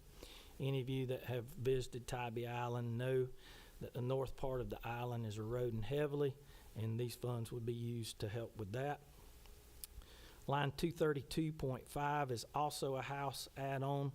It provides $250,000 to establish a new center to promote the conservation, preservation, and protection of the Altamaha River and coastal Georgia. And then if you'll move ahead to page 19 under our Parks, Recreation, and Historic Sites Division. Line 238.2 provides $1.25 million for erosion control at Crooked River State Park in Camden County. Over the decades and with the storms that we have had along the coast, That shoreline is heavily eroded. We're talking about 3,200 linear feet of shoreline. This $1.25 million would be used for the state's match. We have applied with FEMA for a grant in the total of $5 million to help us with that erosion at Crooked River State Park. Line 238.3 provides $500,000 in pass-through funding to the Stone Mountain Memorial Association for financial and operational review and planning. The House added $5.81 million for recreational activities on line 238.5. On line 238.6, the House also added $100,000 to replace a dock at Fort Yargo State Park. This is the dock that the University of Georgia's rowing team uses for practice to get ready for all of their meets. On page 20, line 238.7, the House added $1 million for the Vince Dooley Battlefield Trust Fund. As you're aware, this trust fund was created by legislation that you approved last year and will be administered by DNR. Moving to page 21, under Wildlife Resources Division. Line 240.2 provides $5 million for a road paving project on Sapelo Island. Line 240.3 provides $8.18 million to expand, improve, and update wildlife management areas statewide. We have more than 130 WMAs that provide outdoor recreation as well as hunting and fishing opportunities. The governor's budget did provide $2 million of those dollars, and the House added those additional funds. Line 240.5 is also a House addition. It provides $150,000 to mitigate the spread of invasive plant species in southwest Georgia, specifically Lake Seminole. And then I'll end the amended budget with several capital projects that are outlined in the capital projects and bond document. Line 371.35 provides $1.75 million to the North Georgia Mountains Authority for improvements and renovations at Unicoi State Park. Line 371.36 provides $10.4 million for a replacement helicopter for our law enforcement division to support our search and rescue efforts. That is not enough funds to buy a Bell 429, which is a twin-engine helicopter. We would sell our oldest helicopter in our fleet of 3 to make up those funds. And again, we are seeking a twin-engine helicopter to assist us in our search and rescue, particularly at Tallulah Gorge State Park, where it's very tight quarters, and you really don't want one engine to fail. That was on line 371.36. Line 371.37 provides $3 million in funds to support facilities improvements and renovations at our fish hatcheries throughout the state. We have 10 fish hatcheries around the state that produce around 11 million fish for our anglers. Line 371.38 provides $1.5 million to replace gangways at DNR operated properties throughout the state. Line 371.42 redirects $15 million out of FY25 funding that authorized land acquisition for Paulding and Dawson Forest, and we would use this to acquire land at the Pine Log Mountain WMA in Bartow County. And then lastly, on page 4, line 372.3 would allow us to utilize the remaining proceeds from a fiscal year 23 bond that was issued for the repairs at the dam at Vogel State Park to be prioritized for dam repairs not only at Vogel but at Little Ocmulgee State Park and other DNR maintained dams. And with that, I'd like to thank you for the time to sit before you today, and I'm happy to answer any questions. Yes, sir. I've got a few. The Unicoi, I know that's an authority. Yes, Do sir. they retain any of their funds to do any infrastructure repairs, or? All of the money Is this- we have a third-party vendor there that manages those properties. They retain only the funds that's in the contract. I think it's 3% of gross revenue that they retain. Everything else that we have goes back into those properties to Okay. maintain them. Okay. And the money for the hatcheries, is that gonna go to all 10 dispersed, or have you got certain We have a whole laundry list, but specifically Dawson Fish Hatchery and the Somerville Fish Hatchery are in the most need of upgrades and improvements. Okay. All right. Okay.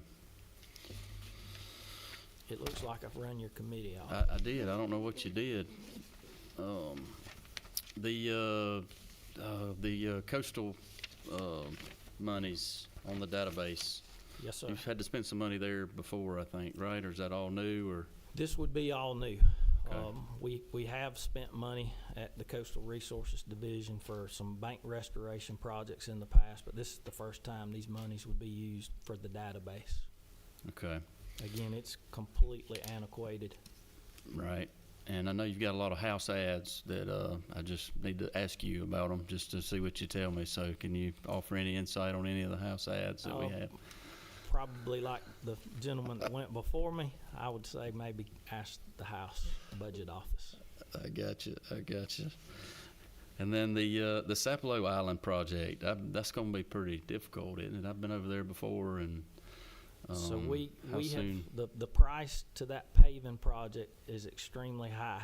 We've put it out to bid 3 times, and that is the lowest bid that we've got. The island brings about its whole own set of challenges. When you think about, you have to barge all the asphalt, all the equipment, and all that over there. The price is astronomical. But that is the most heavily used road on the island. It goes directly from the ferry. I know you've been over there to the Audubon, the other paved road on the whole island. The paving that's over there, when was that done? And is it- Decades ago. Decades. Okay. All right. I think that's it. Let me double check. Hold on. I'm gonna have to give you extra credit for being so fast. We'll take it. Extra credit and extra money. Yeah. It looks that way. I think that's it, Commissioner. I know you've got the GOSA projects, and I don't know if y'all got these or not, but do you want to take a quick minute just to run through those and just present them to us where everybody knows, and we may vote on it later, but That'd be great. that way we don't necessarily have to have you back here to present these projects. That sounds great, and I hope to make it an easy vote when you do have that for you. Just a quick overview, as you know very well, this program was approved overwhelmingly in 2018, and it became active in 2019. It provides funding for stewardship of conservation land, supports acquisition and the protection of lands critical to wildlife, clean water, and military installation buffering across the state. The trust fund's funded by the state portion of money received by the state from the sales and use tax collected on outdoor sporting good equipment. Currently, that portion is 40% of the sales and use tax. The applicants included are qualified local governments, constituted recreational authorities, state agencies, and other non-governmental entities that have a primary concern or function for the conservation of natural resources. Here's some really cool stats that I'm happy to report to you. Over the 5 successful funding cycles that we've been through, we've had more than $142 million of funding that has been allocated to 74 conservation and outdoor recreation projects. In addition to those $142 million, the grantees have committed $237 million, which equates to over $379 million in conservation projects in our state. Again, that's phenomenal to me if you look back to 2018 and none of those dollars had been spent. So a lot of work in the name of conservation has taken place in Georgia. 66 counties have enjoyed those monies currently. We've acquired more than 62,000 acres of land under the GOSA program, along with many other creating and improving access to water trails and boating, fishing, hiking, you name it, in the name of conservation. It's just an incredible program. For the current cycle that I'm here to speak on today, the pre-application period opened on August 1st and it closed October the 17th. In this cycle, we saw 38 eligible submissions that were only requesting $88 million. Our team reviewed, scored, and ranked those in November and December. And then on January the 14th, the Board of Trustees of the Outdoor Stewardship Fund met and approved the slate of projects. We then took the slate of projects that's before you to the DNR Board on January 31st. I think that you have that list in front of you, but this slate includes 14 projects that total $33 million in funding. 8 go to local parks and trails of regional significance. There's 2 state land acquisitions and 4 state stewardship projects that I request your approval for. All righty, good deal. It looks like a pretty good list, and this has been a great project for our state, and the money that our taxpayers are spending to use in these environments, they're getting their money's worth, I believe. So Absolutely.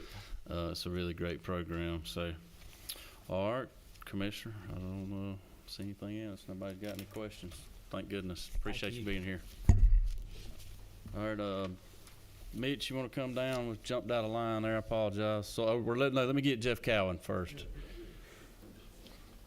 Forgot about EPD director. Probably shouldn't have. Forgotten, Mr. Chairman. Probably shouldn't have done that.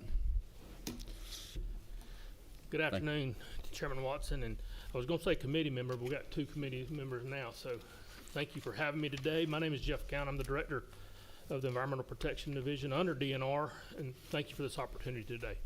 Just a little bit, very little about our team. We're out there ensuring clean air, clean water, protecting and restoring land, while at the same time reviewing and issuing all the environmental permits for those chemical plants and wood energy plants y'all been talking about this afternoon. I look forward to working on this committee as we continue through this budget process, and I'll be quick. I got just a few items here within the DNR budget. Line 234.1, EPD received an increase of approximately $1.5 million to provide a one-time salary adjustment of 2,000 to full-time regular employees. Again, as always, as all the other agencies, thank you all so much, and we had it fully funded, which helps us when we're about a third state funded, a third fee, and a third federal. Line 234.2, the House included a reduction of $93,960 related to statewide changes where the state health benefit plan employer contribution rate will be reduced effective June 1, 2026. And then on line 234.3, the House added a one-time increase of $1 million to support EPD's air emissions program operations. This program performs permitting, compliance, and air quality activities.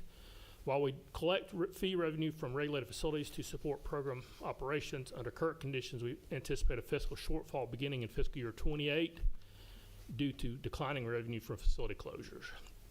This addition will help us continue operating the program and providing valuable services to the businesses and citizens of this state.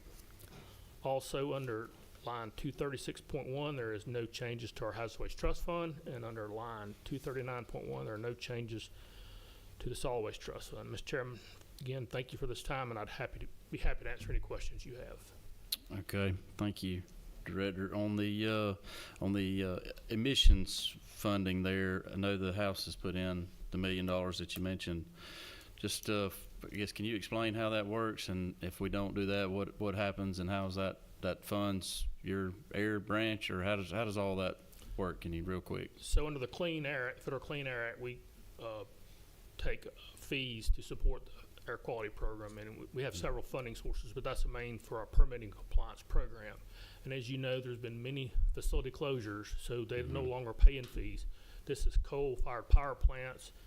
This is the container board plants and all that. So this will help us offset that and not have to raise fees to the remaining industries left there. It's not all we need. We'll continue to work on this to make sure we have adequate fees to support the program, so we continue to have efficient permit issuances and all. Okay. And I think I know the answer to this question, but as a car owner in our state, I generate emissions. Do car owners participate in helping with any of this, or? The only part of that would be the emissions program here in the 13 county metropolitan area, where they pay a tag fee. I mean, not a tag fee, a emission control fee every year, and we partner with part of that fee. We have a contract; they get a part of the fee, and then the counties that administer it get part of that fee. So that helps us as well. That's 13 counties. Yes, sir. And it's just Atlanta. Yes, sir. But the rest of the state really doesn't participate in that, Okay. as far as their car goes. Gotcha. All right. I don't have any questions, Director. Thank you for being here. Appreciate it. All right. Mitch, sorry. Come on down again. I've got I completely understand, Mr. Chairman. I got a board member with us today. We were at a meeting at 2, and when I told Ms. Caroline that I was gonna be here late, I told my board member that's riding with me, be prepared to stay. They'll probably make us run late, so it's all right. And I believe, Mr. Chairman, this is the first opportunity that I've had to see you or speak with you since your appointment as chairman of this committee, so congratulations on that. Thank you. Back from your time at the House, we've worked together when you sat on that committee, so look That's forward right. to doing it on this side of things. Yes, sir. I'll move through here. I would take a quick minute to go over some updates to share that the agency has had since I've had the opportunity to get in front of this committee. Our conservation department, that is our department that works with the 40 soil and water districts across the state. They've been conducting overviews. This is where we go and work with the local municipalities that are reviewing the erosion and self-control plans on their own and doing those inspections. It's not necessarily an enforcement act, but more of an education act that we can make sure they're keeping the correct records up to state and federal code. I'll get to the reason of why we spread that out to that department later on. We've hosted close to 60 outreach events, mainly focused on our ag producers and trying our best to educate them on up-and-coming conservation practices or best management practices that they can hopefully take back to their farm. We've kicked off a local issue and authority focused training event. So for the past 8 or 9 years now, we've hosted a big event in Athens at the Continuing Ed Center that holds about 300 people, where we bring the manufacturers of their best management practices together with the designers, and they get to interact. But we've kind of found that in a big setting like that, maybe people are not as open to open their hands and ask questions. So we've kind of gone out to them and doing it in about a 15, 20 person setting with the people that are doing the inspections. Again, just other ways to help them be prepared in what they do and protect our natural resources. Currently managing a little over $2.5 million of federal grant or agreement money to assist private landowners with conservation efforts on their property. One of the biggest ones that I'm excited to see really got kicked off over the winter, where in southwest Georgia, we've helped about 20 ag producers put in about a little over 200,000 feet of fence around their fields. As we got this money from USDA to see if different fencing techniques will add another tool to our tool belt to combat our feral hog issue. Looking forward to the first planting season of those fences being installed, and hopefully be able to report some good results back to this committee next year. Our watershed dams, I threw in just a picture of what we're doing with those maintenance funds, but the committee might remember last year, for the first time ever, we had a state line item for $150,000 to do watershed maintenance on these dams. We're used to kind of used bond funds for that. As you know, bond funds are capital expenditures, and it got hard to explain how running a bush hog or a sprayer on these dams was a capital expenditure. So OPB saw fit to put money towards those. At that time, I was saying we could do about 60, maybe 65 dams with that. I'm happy to report we found some federal money that we could leverage with our state funds, and had done 81 maintenance on 81 dams and got a little over $250,000 matching on the federal funds to do that work. One important point to this maintenance work, other than living up to EPD's rules and regulations, is if we're maintaining these dams on the state side of things, when we do need to do those major rehabs that come in at a tune of $7 to $9 million, we're able to cost share at 65% with our partners at USDA. So some cost savings there when we get to the point we have to do some rehab to these dams. I have there four structures in planning and design. That's something that's coming up the pike next year. I just kind of wanted to throw out there. Because of time, I won't get into too much detail of that, but wanted to throw that out there. For our erosion and sediment control department, where we run erosion certification program, any individual, whether it be the gentleman installing the silt fence there on the site, or whether it be the plan designer drawing up the site for these erosion and sediment control plans, they have to have a certain level of card that we run through our office. Last year we issued over 12,000 certifications, and a lot of new ones. I'm always ask for the new ones when staff brings me information, because it tells me that we're helping generate jobs or play a part in generating jobs, getting construction work out there. On erosion and sediment control plans, last year we reviewed almost 4,300. This year we're on pace to review a little bit less, but still about that 4,000 mark. A couple of weeks ago when I pulled the numbers, we were right at 2,000. We have about a dozen or so plans coming to the office a day. So I would feel comfortable saying today we sit at about 2,200 plans that's been through our office. The House, the reason I've got the other two figures down there, the House asked when I spoke to them in the fall about the size of plans that we were reviewing. So I threw that on there. 10% is actually less than 1 acre. But as I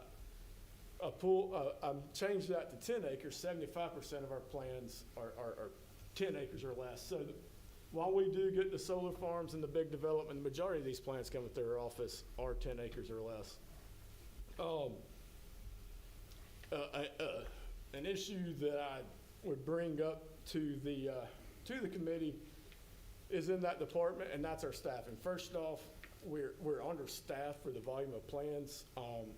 Sitting down with that department, we think almost 420 plans a year is kind of a good number between, well, our individuals reviewing them, having communication back with the plan designer, viewing the site if applicable. So if you do that 4,000 number times 8, that leaves us about 700, 800 short. We're having to use our manager of that department and outside help to just keep us going. On top of that, we face, and I'm going to have to get in touch with my friend, Director Sabo, about how he has a 5% turnover rate. In this particular department, over the past 3 years, we're faced with a 142% turnover rate. It's simply because we pull people in, we give them the tools and the training that they need to do. And the nature of their job, they're talking to engineers, they're talking to these municipalities, and in about 17, 18 months, they've found them a contact at one of those places, and they're gone. So moving forward to the budget, the House did see fit to address that. I'll start and echo all the words that my counterparts have already shared. We appreciate the $2,000 supplemental bonus. Mr. Chairman, we can be found on page 7. I should have said that for anybody that needs to track along. But 57.2 is another statewide reduction in contributions that I believe takes place in June.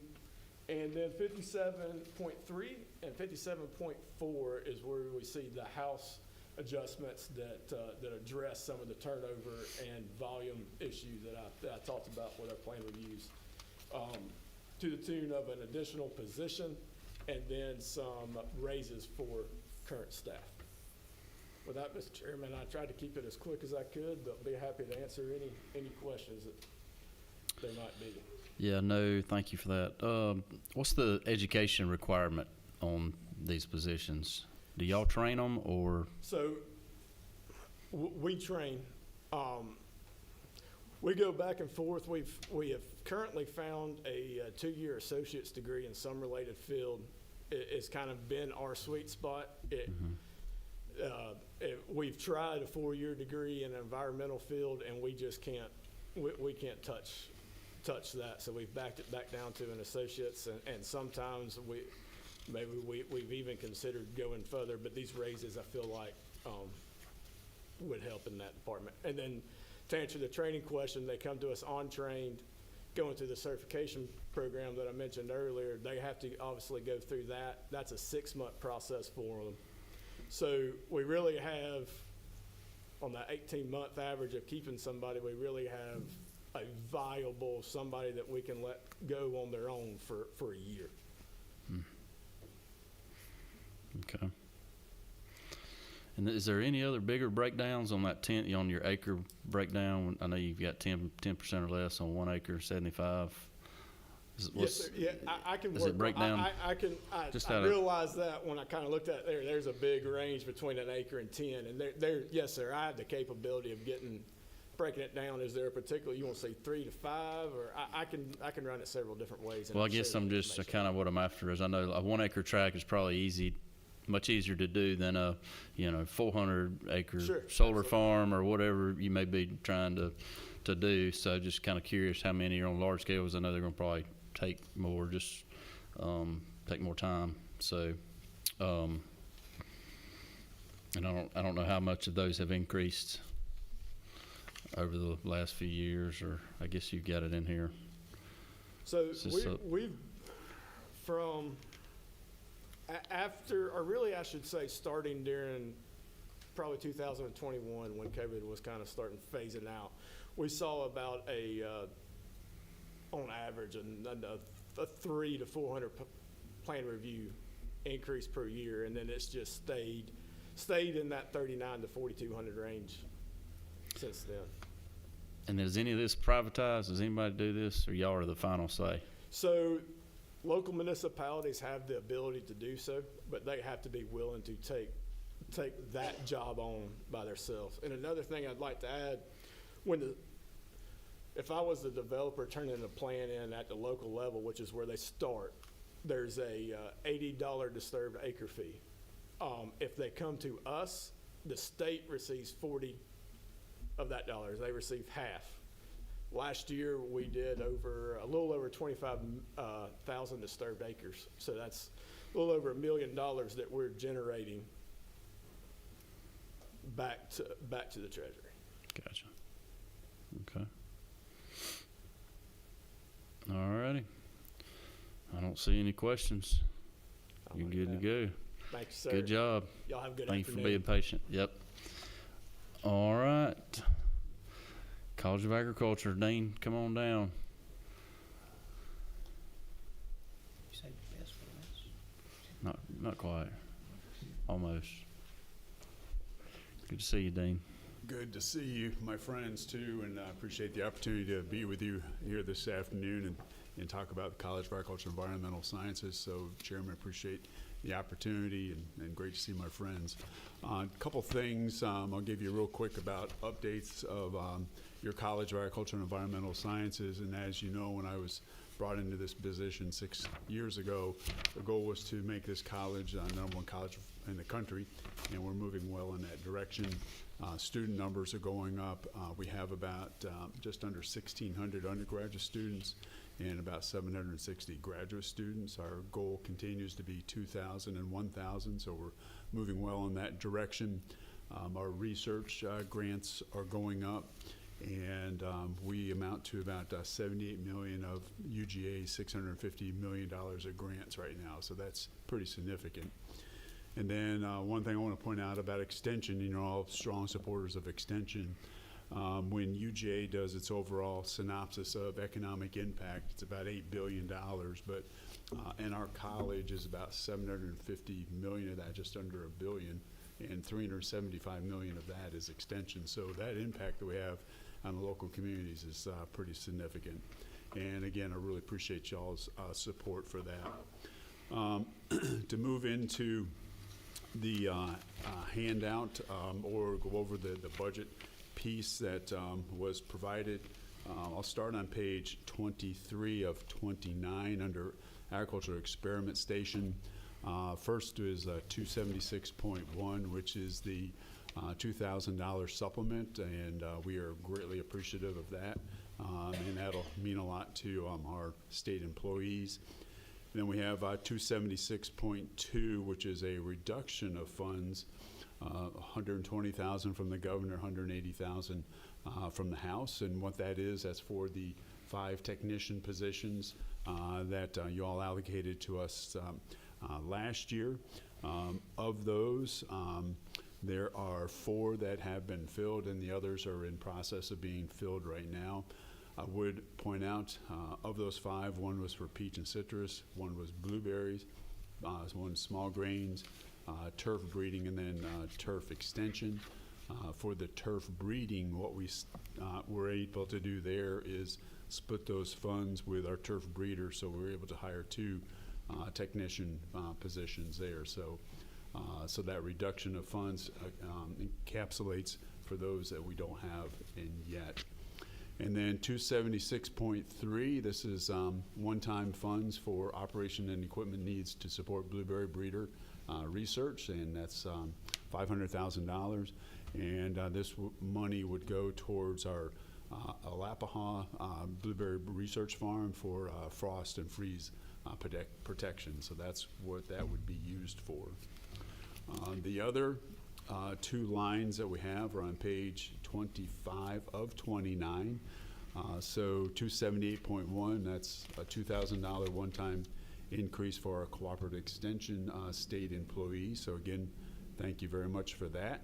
And then 278.2, that's for, it's a reduction of funds for the North Georgia Forage Extension Specialists that you all allocated to our budget last year. We have a person that will be starting on June 1st. So we're really pleased to have that person come on board. Again, I appreciate the support. You all should have a handout there that Caroline provided to you all about the college, and there's a lot more information in there, and always happy to address any questions you might have. Well, thank you, Dean. Appreciate that. Sure. Maybe just to start real quick, I know staffing and finding folks, I know there was a hay and forage position, I think, that we haven't been able to fill. Was that north or south? Or So that was in the north. That's what 278.2 is, and we do have someone on board to start on June 1. Okay. All right, and then just another question on the county agent side. Are y'all the regional model? Is that something that y'all have explored more and more? I know I have a regional agent that kind of covers multiple counties. Is that something you can speak to? Or? Yeah, so we could have a long conversation around that, Chairman, but we do have, in some cases, some extension agents that are covering topics on a regional basis. For example, citrus, and we have water agents that cover a region. We also have a number of extension agents that are covering multiple counties, and that comes down to a couple of reasons. One is the level of state funds we have, but then also the level of county funds that counties are able to put forward. So we do have a number of agents that are covering 2 counties. Gotcha. And based upon the request that Caroline sent Friday afternoon, we're putting together some of that information to get that to you. I expect to have that by tomorrow. Okay. And then you mentioned the grant funding. Could you give me those numbers again? Yeah, so overall grants for the college in this past year were $78 million that we were able to bring in, and UGA is right about $650 million overall. Okay, right. Yeah, so we make up a good portion of it for a small college. All right. Anybody got any questions for the dean.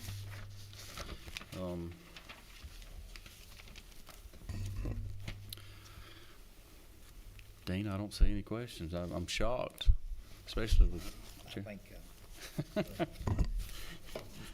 I think y'all got worn out. We are. We're exhausted. Is that right, Senator Goodman?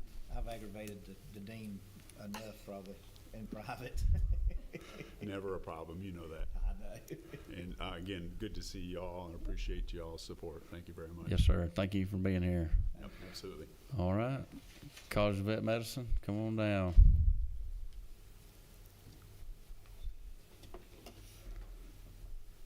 Thank y'all for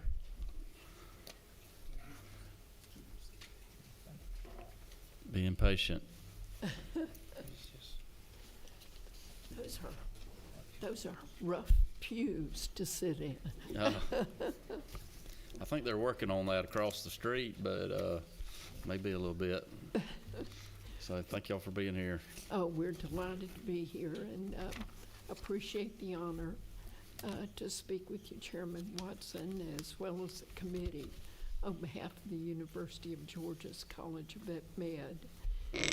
First and foremost, we want to thank the governor and our lawmakers for including the $2,000 one-time salary supplement for all our full-time state employees as listed under line 50.1. We also are always grateful that you continue support of the Athens and Tifton Veterinary Diagnostic Labs, line 277.1000. That enables us to provide the diagnostic services that ensures the safety of Georgia's food supply and the health of Georgia's animal industries and companion animals. Now, I could stop there, or I could tell you some interesting things about rural veterinary medicine. Any takers? Yeah. All right, I'll go for it.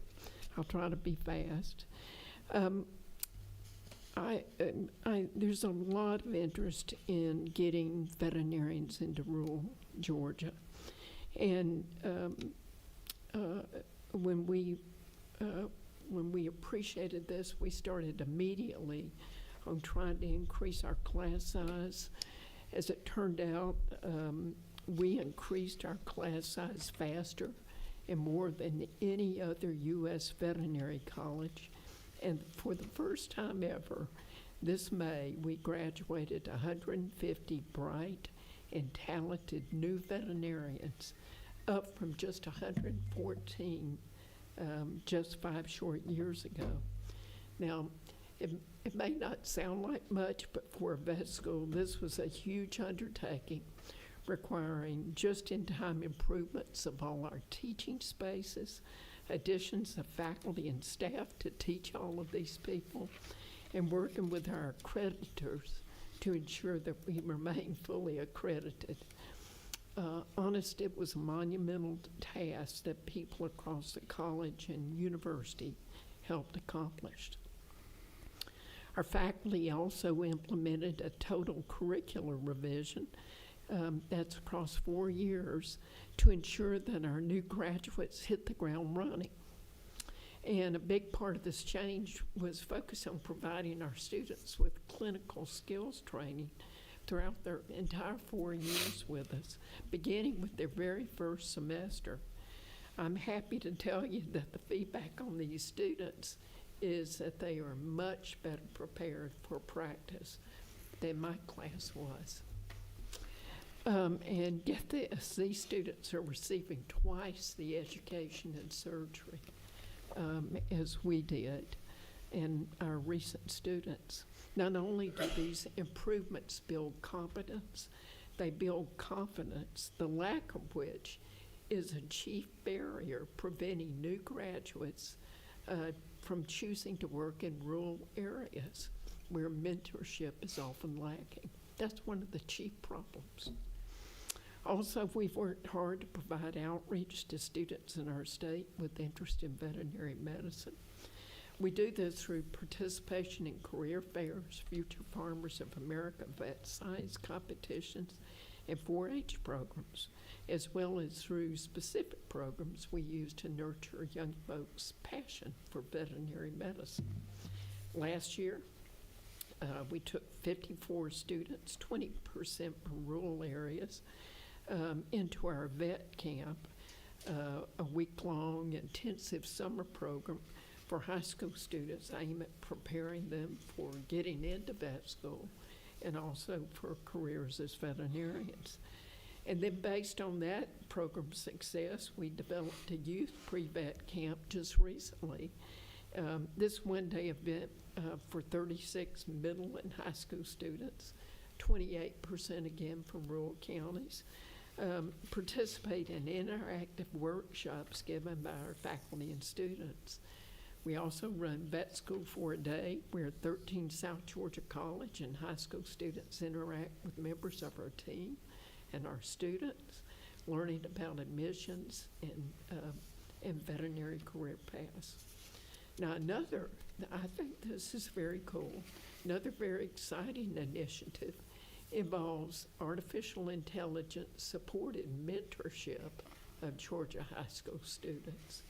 This initiative is led one of our kind of amazing faculty members, Dr. Rich Lamb, and it provides a digital platform for students in rural counties that are interested in STEM and health related careers, helping them to stay on track academically, getting the advising they need, ultimately strengthening Georgia's pipeline into healthcare, including into veterinary medicine. And just an aside, we find where there's trouble getting vets, there's also trouble getting physicians.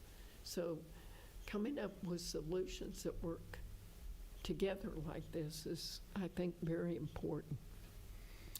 We also have worked to improve our streamlined entry program, including with the College of Ag.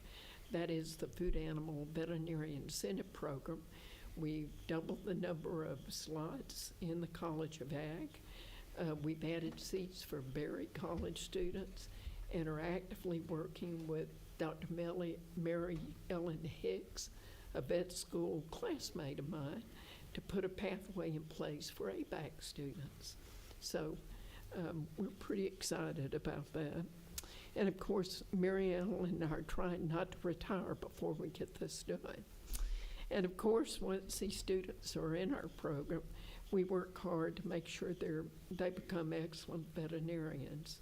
And as I've already mentioned, that's why we've undergone this complete curricular revision to build their clinical competency.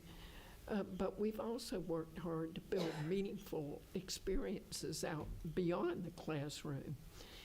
We work with UGA's Archway Partnership to place externs, our students, into rural communities so they can experience the benefits of life in these communities. We've also developed a shelter medicine program, getting our students out into the surrounding communities. And as many of you are aware, we deliver calves in the Georgia Crone Baby Barn, where our students and clinicians interact with the public, helping young people solidify their veterinary career aspirations. And get this, I love this. I wish I'd had this experience. One of our fourth-year students from Carroll County, Vicki Nave, delivered 28 calves in just 10 days, working alongside Commissioner Tyler Harper. What a uniquely wonderful experience for her, but also for the kids watching her.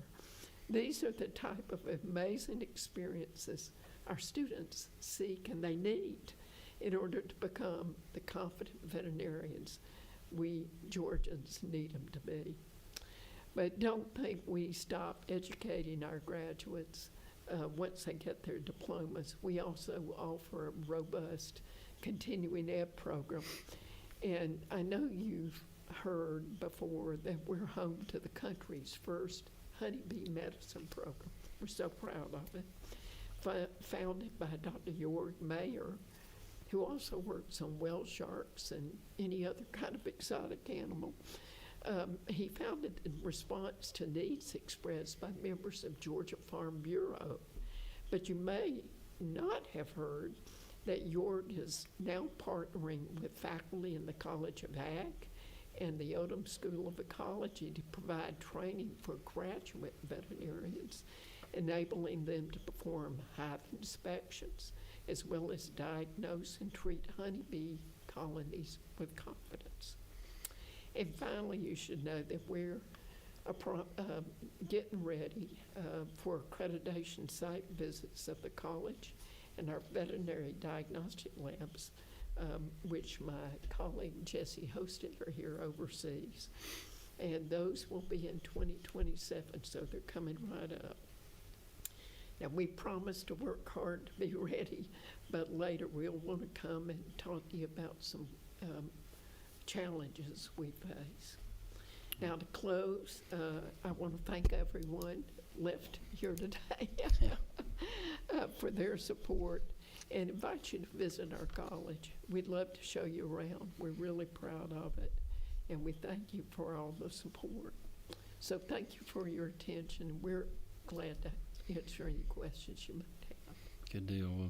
Well, thank you for being here, and I do have a couple questions. Maybe on the 150 graduates that you've got out there. Yes. Are y'all tracking where they go in the state? We are. We don't have all that data. I don't have it with me now, but yeah, we're trying to. It's hard though. Yeah, and is that I'm assuming they either have to start their own practice or they've got to join in with somebody, and if there's nobody there and they don't want to do it on their own, that can be a scary. It's a real barrier. They want mentorship, and they want connection. Mm-hmm. And we've been talking about, is there a way to do something like this with the med school and the nursing school to create professional groups of folks to support one another, but also the use of AI to provide that kind of mentorship. So we've hired about 5 people to help us imbue our program with AI. Gotcha. To build some of these things. Yeah.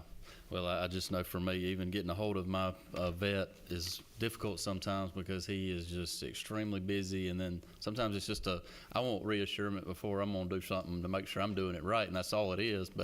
And I know he gets, they get burdened with doing their real job to the, real stuff. And it's difficult. And just out of curiosity, on the diagnostic labs, have you seen the increase, I guess, in animals coming in with the market much higher on like beef cattle, and is it changed any? It's changed a little bit in the Athens side for beef cattle coming in. We see a pretty steady rate in Tifton area with the diagnostic lab in the south, but it's been staying pretty steady to a little bit higher in the D-lab, especially when there's any worry that there may be some kind of a disease process in the herd that they need to identify and get rid of. Gotcha. Okay.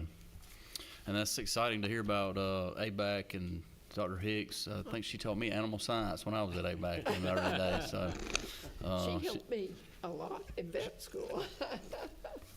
But anyway, I think that's all the questions I got. So thank y'all for being here. Thank you for the update. And obviously, I have a lot of animals back home on the farm, and we have to all be somewhat of a veterinarian at times. And sometimes it's not fun. So I understand what you're dealing with, and thank y'all for what you do.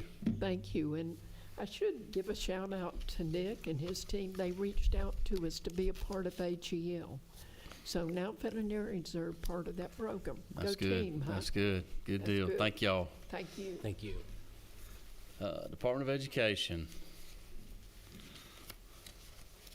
Thank you for being here and waiting so long. Yes, and I'm so sorry. I will be very brief. If I haven't met you yet, I'm Caitlin Marchant. I may not be the face you're used to seeing here. For those of you who don't know, Mr. Billy Hughes retired a couple of months ago, and so I have been in this position since September, so a little less than half a year on the job.